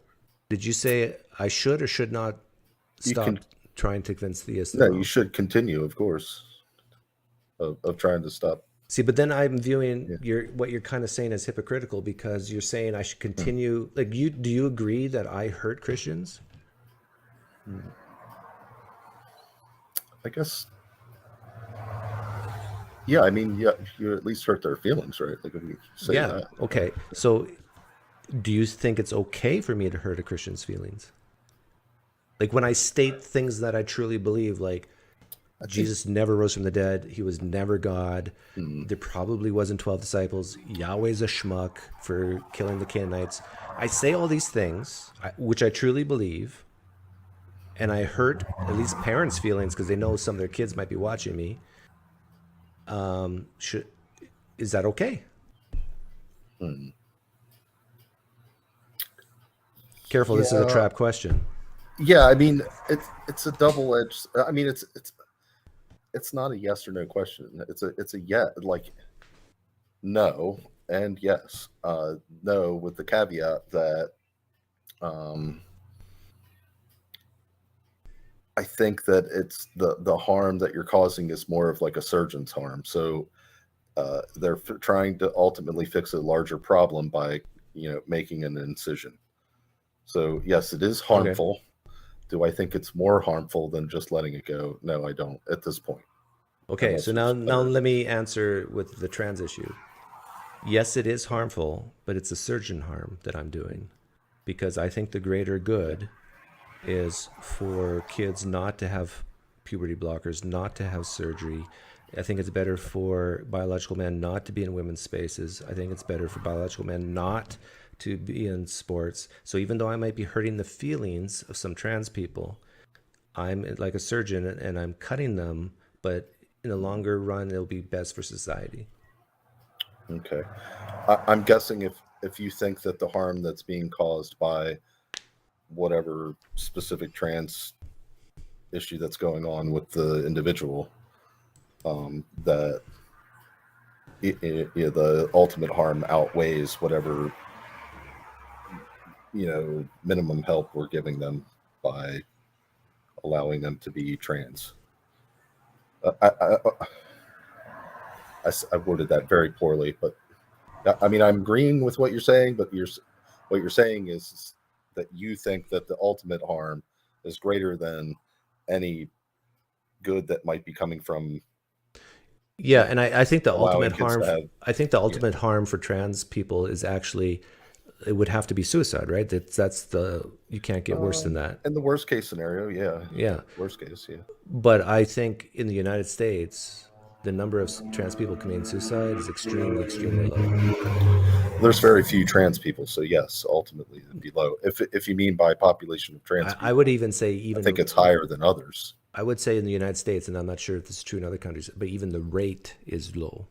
It's higher than the average population, but not higher than, let's say, other segments. And it's because they're kids. Most of them are kids who don't know how to commit suicide. Maybe that's true. But it still stands that you think that whatever good might be coming from them allowing them to transition in a reasonable way. Yeah, I'm against transitioning for kids. I'm actually even socially transition. I mean, no, forget any kind of medical. I'm thinking medically. Yeah, if someone wants to wear cowboy boots and stirrups and who's a butch woman, that's fine.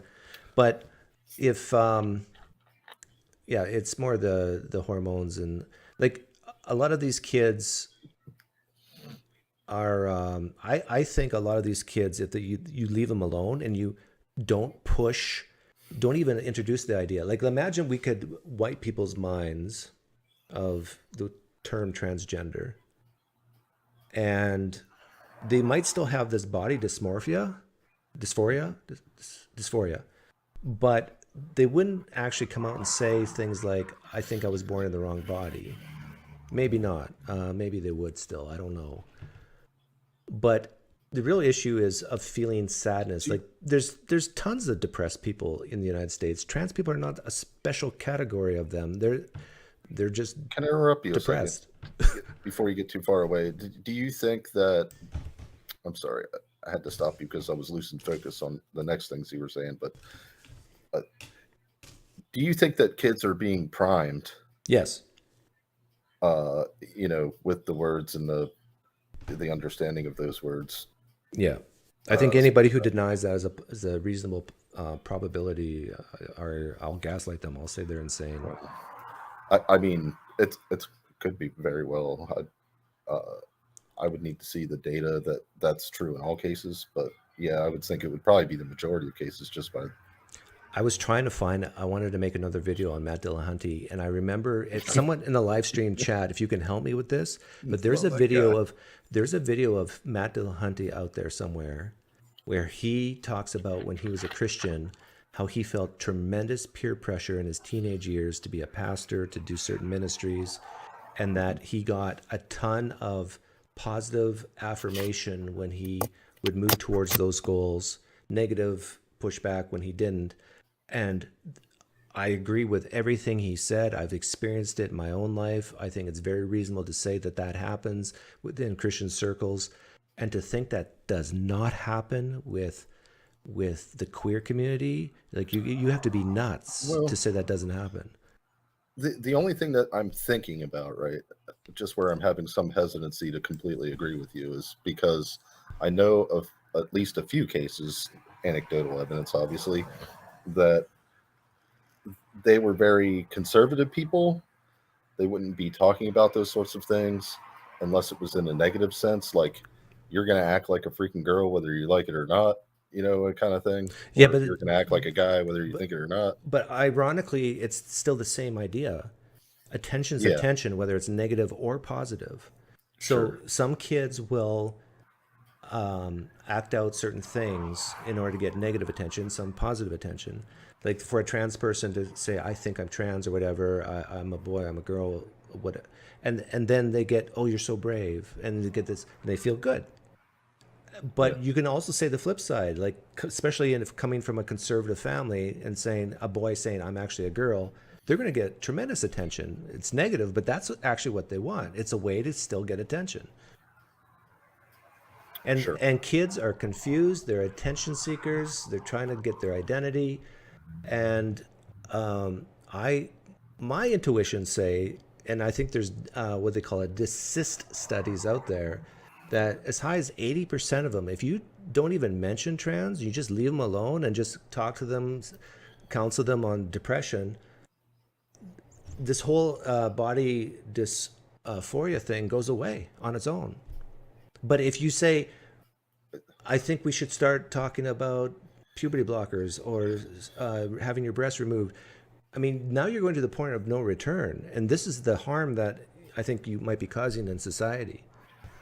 I just don't know if I agree with you that the sort of transitioning things, this chemical and medical transitioning that you're talking about is sort of being brought up or pushed in any way, or like inserted into kids' minds, like at 10 years old or 12 years old. I don't think that that's a thing that is being told to the kids. Have you never watched TikTok? No. Why would I watch TikTok? I've watched TikTok because someone said to me about a year ago, Doug, you got to get your Pinecreek religious channel on TikTok. So I did, and then I started watching it. There's a ton of teachers out there who will start talking to their kids, elementary school level, about difference between pronouns, he, they, she, her, all these different pronouns, talking about non-binary. Sure. You can hear it, you can see it with your own eyes that this is happening, that these ideas are being planted in kids' heads that maybe I'm not a he. They're not talking about medically transitioning, though. No, I'm not talking about that. But you were talking about that this is not happening, about promoting certain ideas, and I'm saying it is.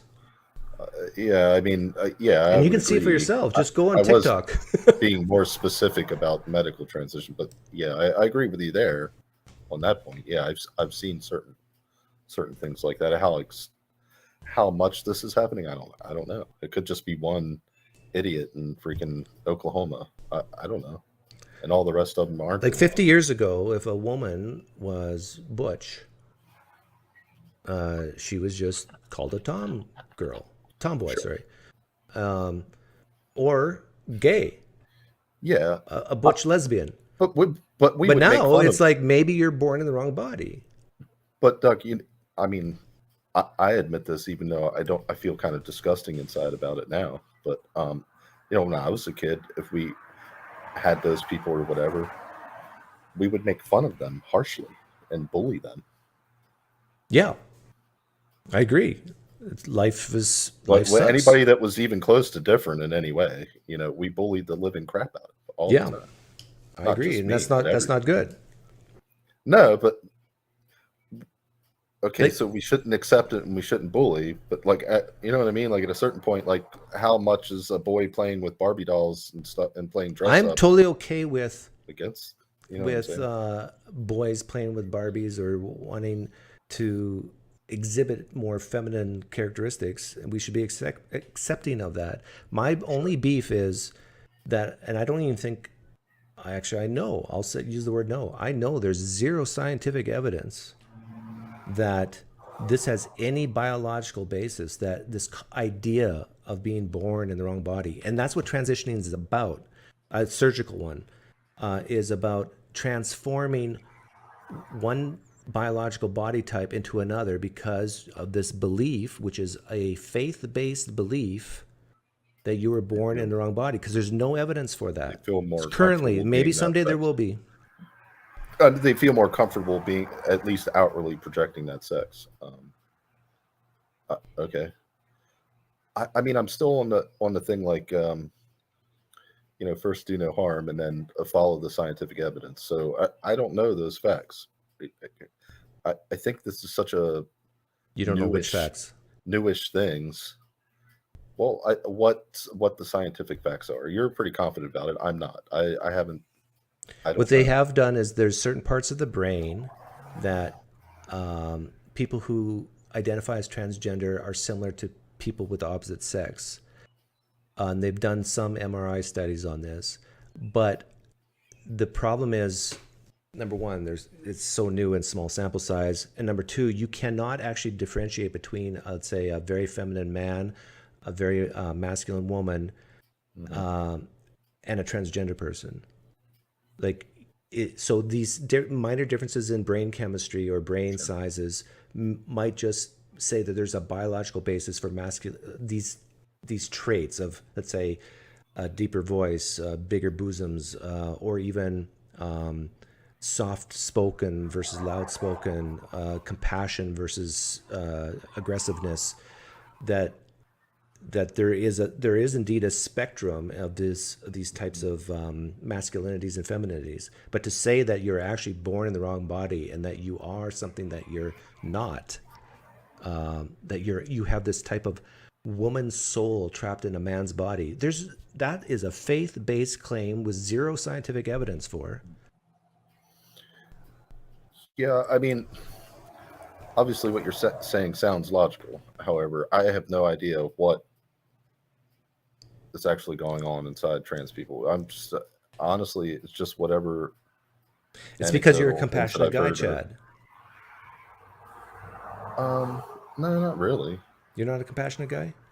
No, I've often thought about it actually sitting alone, whether like how far towards the sociopath and non-sociopath that I am. Like I really don't have a whole lot of feelings towards people. I just sort of logically understand, like, if I have this, then I must act this way because I want this result, right? And that's kind of not compassionate, right? It's not. That's more calculated. Right. But I mean, I do have empathy, right? Like if I see certain things on TV or whatever, I'll cry, but you know what I mean? Like I do have empathy, but it's just not an immediate thing. Yeah, but you can use the compassion and empathy argument to say why kids shouldn't transition, like, sure, you can do the talking, and if you want to wear dresses, play with dolls, whatever, that's fine. But yeah, if you are truly a compassionate, empathetic person, you should say the things I'm saying and say, don't block puberty in a 10-year-old. Don't take the breasts off a 14-year-old. Like, stop it.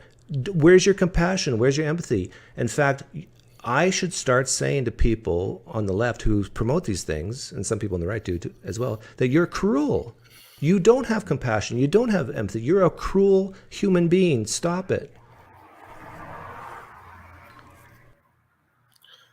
I mean, if it's true the way you're sort of lining everything up, then I kind of lean towards your way. I just don't think that you're right about everything on this. So I'm still not sure in certain areas. In certain areas, I'm more sure of. I just really feel like, Doug, that I think that if it's a compassion argument that you want, then yes, I don't want to hurt kids, right? But what the right answer is, I have no idea. If you're saying that none of this is true or that people push all this stuff on kids, then okay, I think of course that's wrong, but I think that we need to bring the rhetoric down on trans and, different people. I don't think that. But what if the rhetoric is saving the well-being of young kids or even women, like with the issues of women's spaces, women's sports? Like, if you're going to make the argument Sports about is stupid, I don't care about sports. Well, that's what most people on the left say because they're not competitive in nature. But if you care about women, just different competitive goals. That's all. If you care about women, then you don't want to stop the rhetoric because you're compassionate, you're empathetic, you want to increase the well-being of women. So you would stand up for them and say, no, if you have a penis, you don't go into the change room and stare at a woman's breast when she's taking her clothes off because that makes her feel uncomfortable. If we want to talk about feelings, talk about the feelings of the biological women. Well, I mean, I couldn't keep a straight face. I was going to say all lives matter, Doug. Yeah, exactly. All two sexes matter. Okay. Well, Two. I mean, when you have a dichotomy then you must put it in either or the other, right? I don't think there is a dichotomy, but yeah, whatever. I'll let you go. But my encouragement to you is don't view this as a meanie guy like me making people feel bad and being more depressed, but more so that it's a guy like me who may be actually helping women and all lives by saying, no, this is a faith-based religion. There's no scientific evidence that you're born in the wrong body. There might be some scientific evidence that people have more propensities to femininity or masculinity, but that's fine. These stereotypes might exist because of these genetic differences, but that's fine. People can be different. I agree with you. We shouldn't bully people, although there's an evolutionary reason for why that happens. But yeah, just view it as me doing the Lord's work. Well, look, I'll go, but I do appreciate the way you come at stuff, and even though you say, you're not very compassionate, I think that the reason why you're doing these things is because you are compassionate. I'm gonna have to let you go. You're breaking up on us. Thanks for coming on. Yeah.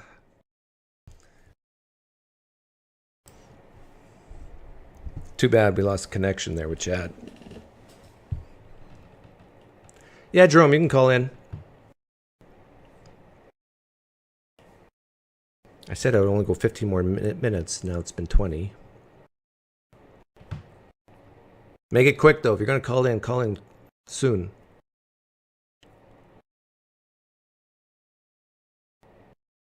And why is it that so many people who disagree with me on the trans issue don't care about sports? Is that a coincidence? I think not.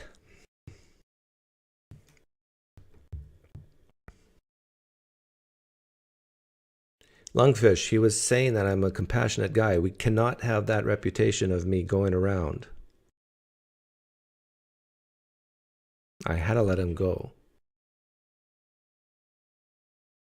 I mean, if people knew the truth, that I'm a kind, compassionate, lovey-dovey guy, my whole reputation is shattered. Stereotypes are culturally based. Yes and no, Melinda. There's scientific evidence that the stereotype of men being more aggressive than women is not based on culture. It spans across all cultures. And it's because of a drug called testosterone. Okay, Flammy, I'll give you 1 minute.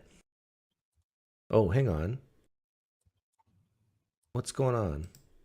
Yeah, I can't get my camera working, but I understand. I don't understand why you're so stuck up on the trans issue. The issue is the surgery. There's no reason for a child to consent to this kind of surgery. But when it comes to gender, it doesn't matter. It's just a string you put on your name tag. Gender doesn't really matter. It doesn't really make a difference. Unless you're betting on sports ball. If sports ball better, fine, it makes a difference. But the bets are going to be kind of easier. Yeah, the term gender has two usages.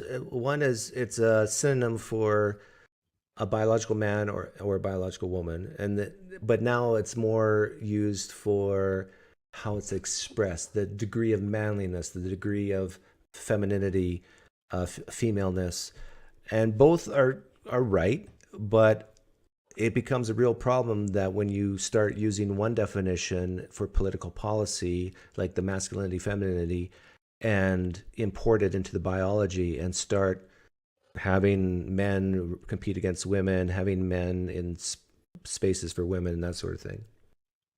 Yeah, and this born in the wrong body thing, that's unprovable. We can't prove it either way.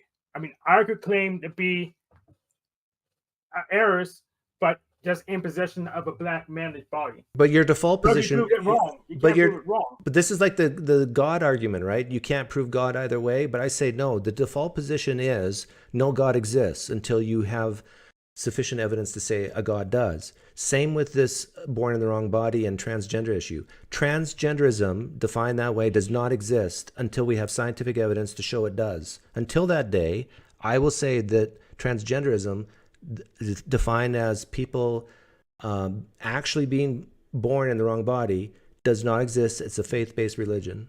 Yes, I agree that your default position is correct. Yeah. And we psychology, I don't even know what specialty could figure out trans. Is this a sociology issue or a psychology issue? We don't even know yet. But it's not biological because sex is not the same thing as gender. Right. And I'll let you go because Jerome wants on and someone else wants on. And I can feel my bladder starting to fill up and I want to make this quick. Okay, Joe Rogan. See you later. See ya. Okay, Jerome, hop in. Or who's the other guy who wanted on?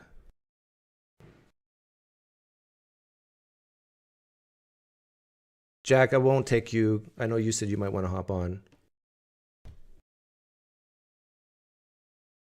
There was someone else, I thought.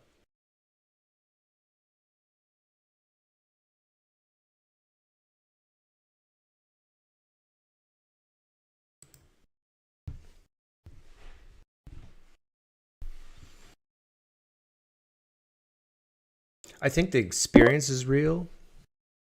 Like someone can feel like they're in the wrong body. Jerome, is that you? Yeah. Hi. What's up? What did you want to talk about? You did mention something in the live stream chat you wanted to talk about. Yeah.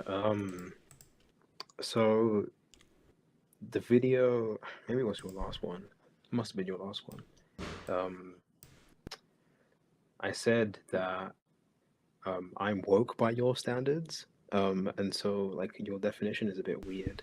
Yeah, and I told you you're not woke by my standards. Yeah, which I don't understand. Like I don't understand that. Okay, well I can ask some clarifying questions and we can solve this once and for all. Okay. So a person steals a lawnmower from Home Depot. Okay. Okay. What should the punishment be for them? A fine of $10,000, and or B, a fine of $100.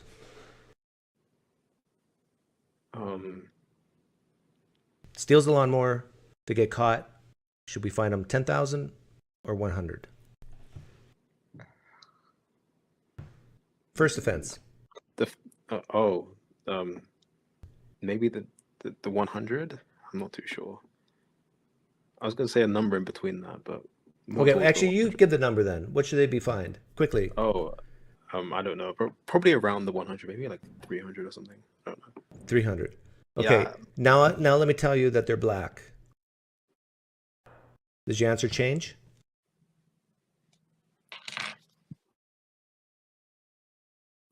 The same? You're not woke. Based on that one question. Okay, so now a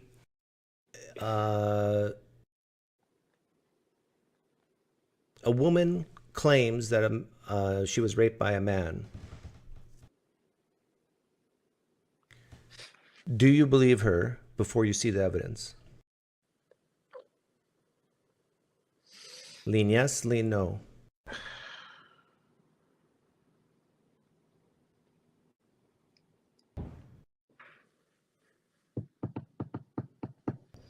Uncomfortable questions, aren't they? Yeah. I can answer quickly. No. I mean, you're gonna say no, right? Damn, this is odd. I don't want to say it depends because it's not answering your question, man. You know no evidence. The only thing you know is a claim. A woman claims she's been raped by a man. That's all you know. Do you believe her? Before you see the evidence. Man, probably not. But let me qualify. You're not woke. See, a woke person would say, "Of course you do. You believe all women, or at least most of them." Really? I don't think that they will say that though. Based on my definition, yeah. Okay, so my definition of woke is hyper feel sorry forism. So if you feel very sorry for black people, you'll lower the punishment for them compared to white people when it comes to stealing lawnmowers. If you suffer from the disease of feel sorry forism, you will believe women because it's sexist not to, and you don't want to be viewed as a sexist. When you believe in feel sorry forism, you have this idea of the oppressors and the oppressed and the victims, and you can never, ever blame a victim. even though the victim played a part in their own victimhood. See, a woke person cannot admit that a victim makes mistakes.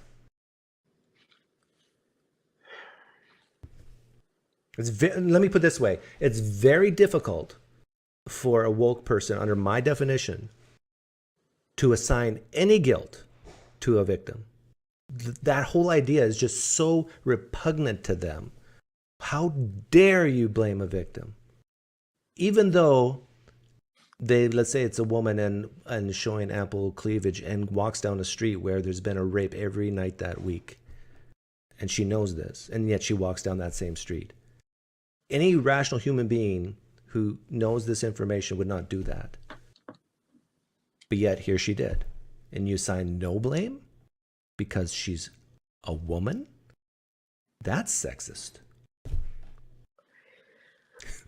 See, what I want to say, right? What I want to say is that your definition covers like no people, and I'm Sure it being does. hyperbolic, right? But I feel like there aren't going to be that many people who fall under all these distinctions. I Well, guess. the number of people that falls under that depends. Like another big criteria that is in my definition, and I got that. You've seen that video I made, right? Yeah. Yeah. Another big one was how open you are to dialogue with people you disagree with. So, and this is to do with critical theory as well. Critical theory, a lot of followers of critical theory will say, because we have this idea of oppressors and the oppressed, that when it comes to certain issues, the oppressors are not allowed to talk. The oppressed have these safe spaces where their voices can be heard and not mixed in with the oppressors. So this is where you get the idea of safe spaces from. This is where you get the idea of, oh, if you're a white man, shut your mouth. You have no say here. Or you're a man, so don't talk about abortion.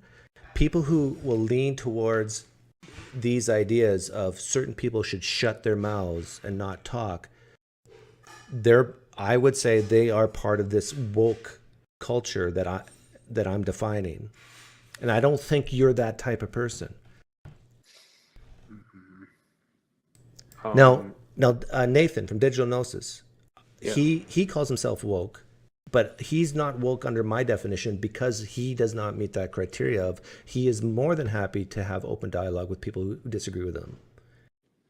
But there are so many people that will refuse to talk to someone that they view as a racist, a bigot, a homophobe, a transphobe. No, you are that. I'm not going to talk to you because merely my association with you makes things look bad for me. So they will shun. They're very religious people. The woke people. They will ostracize people if you're not in their tribe.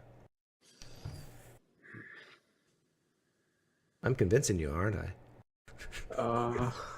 That you're not woke. No, I mean, I don't. I wouldn't like say that I am unless like that word was in circulation. Like I only hear about it from Americans, really. And so I don't know. It's hard for me to like imagine these sorts of people existing in the extreme ways that you're pointing out. Because Like I said, Chad, do you watch TikTok? I mean, you see these people all the time. Do you watch YouTube? Like you see these people all the time. Like even on Peter Boghossian's channel, I showed it the other day, where this old man with a ponytail and gray hair. Yeah, I saw. Yeah, talking about trans issues. That is a woke person. That is a person who will shout down disagreements. Basically say, you should not be here. You shouldn't even ask these questions. You shouldn't say not one tiny negative thing about trans people. Because if you do, you're a transphobe and you're causing people to be more likely to commit suicide. No, you shut your mouth. That is a woke person. See, but the thing I remember the interaction, and he was upset, like visibly, like actually visibly upset, and Peter was like trolling him. I don't know how to I agree. to phrase that, but like I don't think that's necessary. Like why But that's a different issue, right? That's a different issue. What we're talking about is my definition of woke, and that man fits that definition based on at least one of those criteria of shutting down conversation. And now you bring up an interesting topic of triggering, bullying people like that. And let me tell you, it is great fun Of course. I can speak from personal experience because when it's so easy, when people allow themselves to be manipulated, I mean, and I would never do this with children, but grown adults, especially this guy, he's like 65. And, Something like that, yeah. and if he can be so easily manipulated by certain topics, I mean, by demonstrating that you can just say a few words to him and he loses it, he goes nuts, insane, and you see that there's many examples of this online. It shows people who are bystanders and watching this, something's wrong with those people. They're not well in the head. I don't want to be like them. Maybe I should be less passionate and get a hold of myself so I don't look like a fool.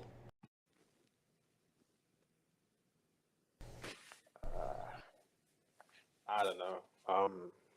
Because they look like fools. Well, I mean, it's hard for them not to, basically. Like, do we really want to be I trolling? can barely hear you. Like, do we really want to be trolling people like that for little to no reason? Like, is there was there a good reason other than enjoyment, basically? For Peter to do what he did? Yeah. Well, yeah, you can give... Peter, I think, was very nice to him up to the point where he called basically Peter a Nazi. And then at that point, Peter came down hard on him. But this is like tit for tat. This is like, this is like a junior high school brawl type behavior. It's probably something I wouldn't have done. I probably would have smiled and say... But I probably would have done the same thing Peter did as far as make a clip about it, because it makes them look like, if you're a person who is so passionate about an issue that you will fly off the handle when someone who disagrees with you says something, or you want to just shut down conversation, the majority of the planet will look at that and not view you as a reasonable person. And so you're right that the way I define woke represents a very small percentage of society. But they're a vocal percentage. Like they really want their safe spaces. They really want to shout down people that disagree with them. They tend to be young kids. This might be helpful. Can you name 3 woke people that I might be aware of? Like famous ones? I don't know who... Oh, famous ones? Yeah, I guess. Oh, any female movie star. I can't handle this. No, I know that sounds funny, but it's, like you put like famous movie stars on a dartboard and you throw darts at them and you hit any 3 females, you're going to be a woke female. Because females have more empathy and compassion, so they tend to like really dislike issues that are important to them that people disagree with. Yeah, It's not really so helpful because I don't watch too many movies, to be honest. I don't know. but I gotta pee. Yeah, fair enough. Yeah, Fair enough. but start looking around. Like, I've been shocked how many people I've talked about these things, or people have said to me, "Oh, Doug, this never happens." Like with Chad, teachers never talk about this stuff with kids, critical theory or anything. Well, depending on how you define it and what you mean by it, no, you can see this. You can find online real actual teachers doing X, Y, and Z. And so people, I think, just unaware. Doesn't help that I'm not from the US, though, so... Yeah. I don't know what it's like in the UK with these issues, but my gut is that they're a little more woke than the United States, no? By the way you guys go on about it, I don't think so. Like, America seems to talk about it all the time, so... Yeah. Oh, a male. Do you know football Colin Kaepernick? Yeah, you're UK. You would know him. I think even Angelina Jolie. But no, not so much. She's probably not a good example. Oh, but there's someone mentioned Rosie O'Donnell, but I don't know if that's true. Oh yeah, this might help actually. So remember when you were on what was that show called? The one that you called in to talk to Oh, the line transatlantic. yeah, that's it. How did I forget that? What do you think they're woke as well? Because Oh yeah, this okay. definitely. Okay, I have a gauge here. Fair enough. Oh, here, look at this. I found a list of woke celebrities. No, wait. What is happening? Yeah. Okay. So I'm not sure how many of these people you know. I don't even know this guy. Oh yeah, LeBron James. Oh Is yeah. it? What's her name? I forgot. I don't know either. Oh yeah. I'm literally just going, who? Who are these people? I don't know. They're all young. Most of them. What website is LeBron this? James isn't young. I don't know that guy. Oh yeah.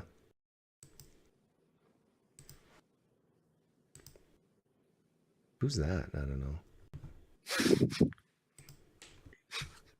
But yeah, just search woke celebrities and then just read about what they believe in. And I bet you No, anything. I'm aware. I'm aware. I just don't think that. I mean, it's going to be hard for me to say this, but I don't think they're as important as you might think they are. But With the I don't know, you seem celebrities? to you seem to like encounter them all the time. No, like in general. Oh, the whole atheist experience, the Align people, that whole culture and clique of atheism that I'm sort of related to online. Yeah, the vast majority of them, I'd say at least 65% of them, 2/3, are my definition of woke. Okay. Yeah.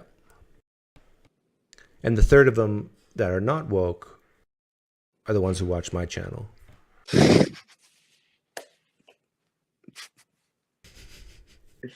I still can't believe this channel started because of this. No, Unbelievable. it didn't start because of this. No, it was basically because of this, man. No, Pretty much. no. Yeah, it was. It was. You made a video, loads of people got upset about it, and then they were like, don't talk about it on the main channel anymore. And then you made this one. Oh, you're talking. Oh, I thought when you say this, I thought you were talking about trans issues, but you're talking about. Oh, no. You're talking about the racial I'm talking thing. about in general. No, because it seems like cover everything. Yeah. Yeah, but you know what? I'm thinking actually getting rid of this channel, and just Really? doing everything on the main channel. That's what I'm thinking at this point. And 'cause you know what? sometimes If people hate it, leave. I don't care. It's becoming like too much of work to try to separate the two. And then I ask myself, okay, should this be on the political channel or should it be on the religious channel? Because like Christian nationalism, where should I put that? If I want to talk about Christian nationalism, do I do it on this channel or the other channel? And I view wokeism as a religion. Do I do it on this channel or the other channel? The other channel is a religious channel, and I view wokeism as a religion. So what do I do? I mean, it's coming to the point where it's just more work than it's worth. And then people get confused, like, what am I watching right now? Which channel is this? Like Jack, who was on earlier.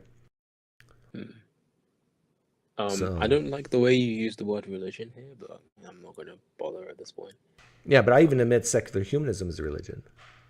So I'm pretty consistent. I think that's. Hold on, wait. Something's telling me that people who identify as that like self-ID as a religion, so I think they would just believe that as well, or maybe not. I'm not sure. I don't know. Yeah, and I don't know why you have this channel in the first place, because sometimes you just don't care, and then you just change your background to a different color. Yeah, I changed my mind on that recently too. Like I used to do the different background colors. I'm not going to do that anymore. It's too much work, and the only reason to do it is as a trigger warning for the people who can't handle things. Like why am I making life easier for weak people who are adults?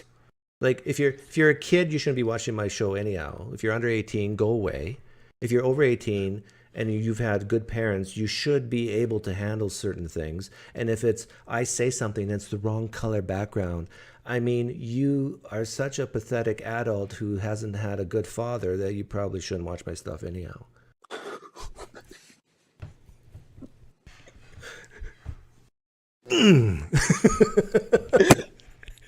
Did you have a good father, JR?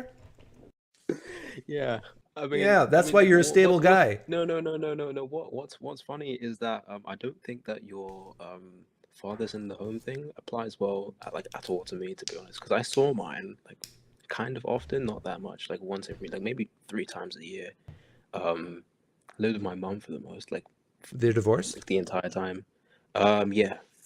What age were you when they got divorced? I mean, they've kind of been separated my entire life, to be honest. And I'd go back and forth and see them, but no, they like they don't really get on. Sometimes they talk when they have to, but I don't know. Did you were you ever defiant to your mother? What do you mean by that? Like your mother, let's say you're, I don't know, 14, 15, 16 years old, and your mother tells you to do something, and you said, no, I'm not going to do that. Have you ever done that? That's happened before, yeah. And then your mom said, and was very adamant to you, no, you're going to listen to me. Were you I kind of... Were you bigger than your mother at that point? Yeah, I mean, she's tiny, so yeah. Yeah. I had to be, yeah. This is why fatherhood is so important. If your dad's in the home at that moment, a 14-year-old boy thinks twice before saying something bad to his mother. No, but the thing is, I would just do the thing anyway. Like I would like have apprehensions about doing it, but I would just do it anyway. Well, you might do it once or twice, but if you have a good father, you won't do it again. My son did that once, never again. Yeah, no, you've said. Yeah. Yeah, no, but I really don't protect think my wife. That's the job of a man. And sometimes you have to protect your wife from their sons. And this is why the African American culture in the United States, a lot of them, not all of them, are bad, because the fathers are not in the home during those moments where the mother says, "No, you're staying in tonight. You're not going out to play with your friends." You say, "Forget F you, Mom," and they're out. Father in the home? No, that doesn't happen. A good father, I should say. You're staying here, and if the father takes his arms and gives him a bear hug and drags him back in.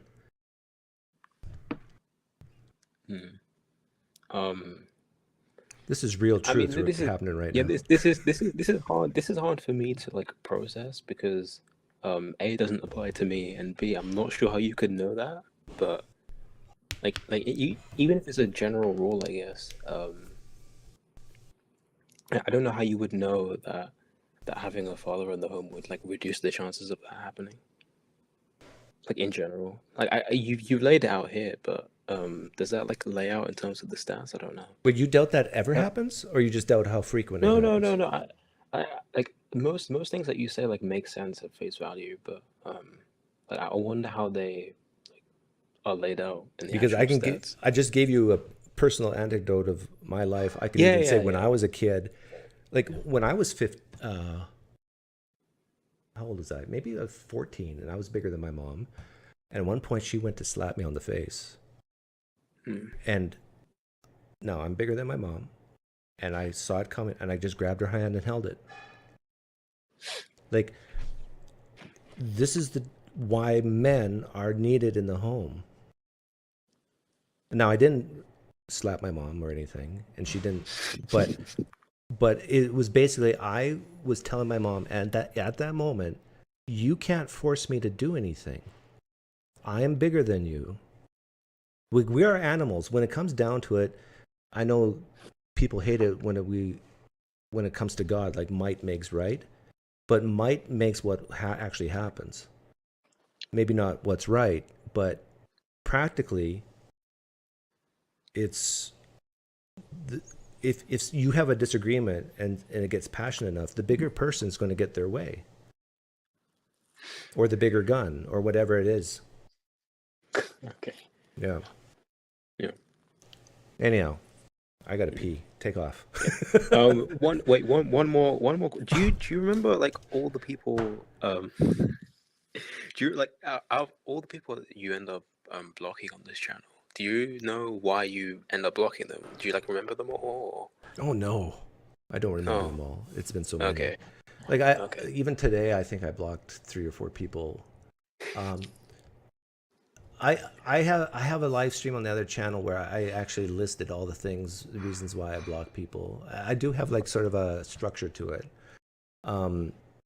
So, but I don't want to repeat that here. Yeah, I mean, Yeah. it takes too long. But How yeah, do they get unblocked then? typically if they email me and ask to be unblocked and give some type of remorse. Sometimes I block people. Sometimes I just block people for being so incredibly stupid.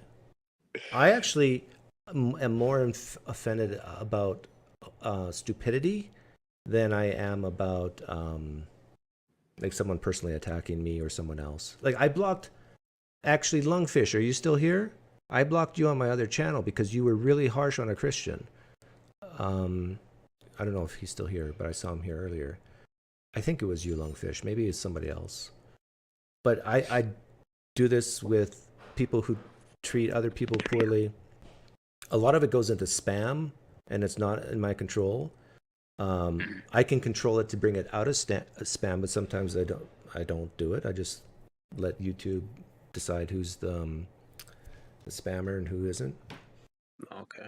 No, because someone I know has been blocked on both channels, and he seems to think that you don't like free speech. Oh, let them think that. Oh, hang on. This is a dictatorship. This is not a democracy. So tell your friend he's right. He does not have free speech here. Now, I like free speech when it comes to a society, but this is tell him this because he'll resonate with it because he's probably woke. Tell him that this is my safe place, and that there is no free speech here other than what I allow. And if he doesn't like it, then maybe he should say he doesn't like it when, let's say, African Americans have their safe places as well, spaces. Yeah, use that. Tell him that. That will kind of grind his gears.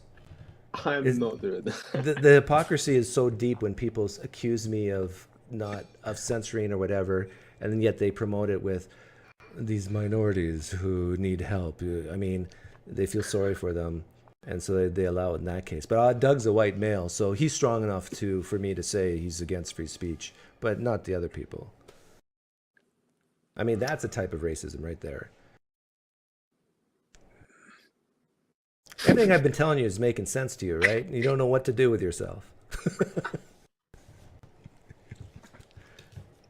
Get out, go. I gotta pee. Okay. And I gotta do the outro. Yeah, fair enough. Cool. Okay. See you later, man. It's 2 minutes, the outro.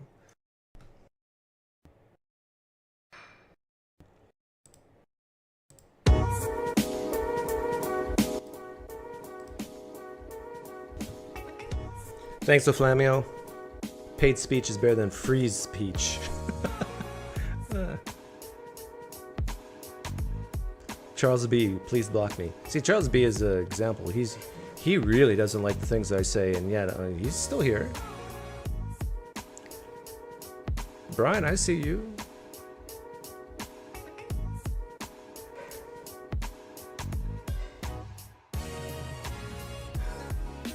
But if you nag, if you post totally stupid, irrelevant things on different videos, and you're just trying to, I don't know,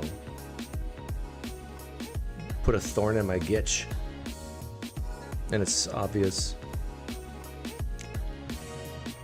But mostly, if you're just stupid, if you say stupid things, that's block-worthy in my mind.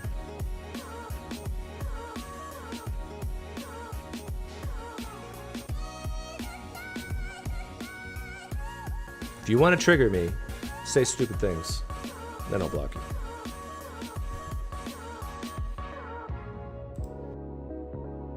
I have no problem with people who know when to quit, but are articulate in their disagreement with the things I say, and they type it out succinctly No problem with that.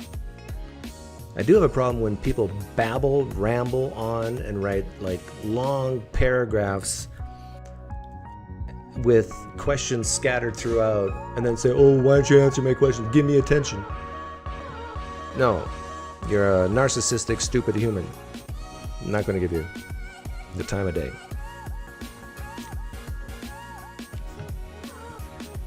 I do have a strong bladder, but yeah, as you can tell, I'm a little fidgety.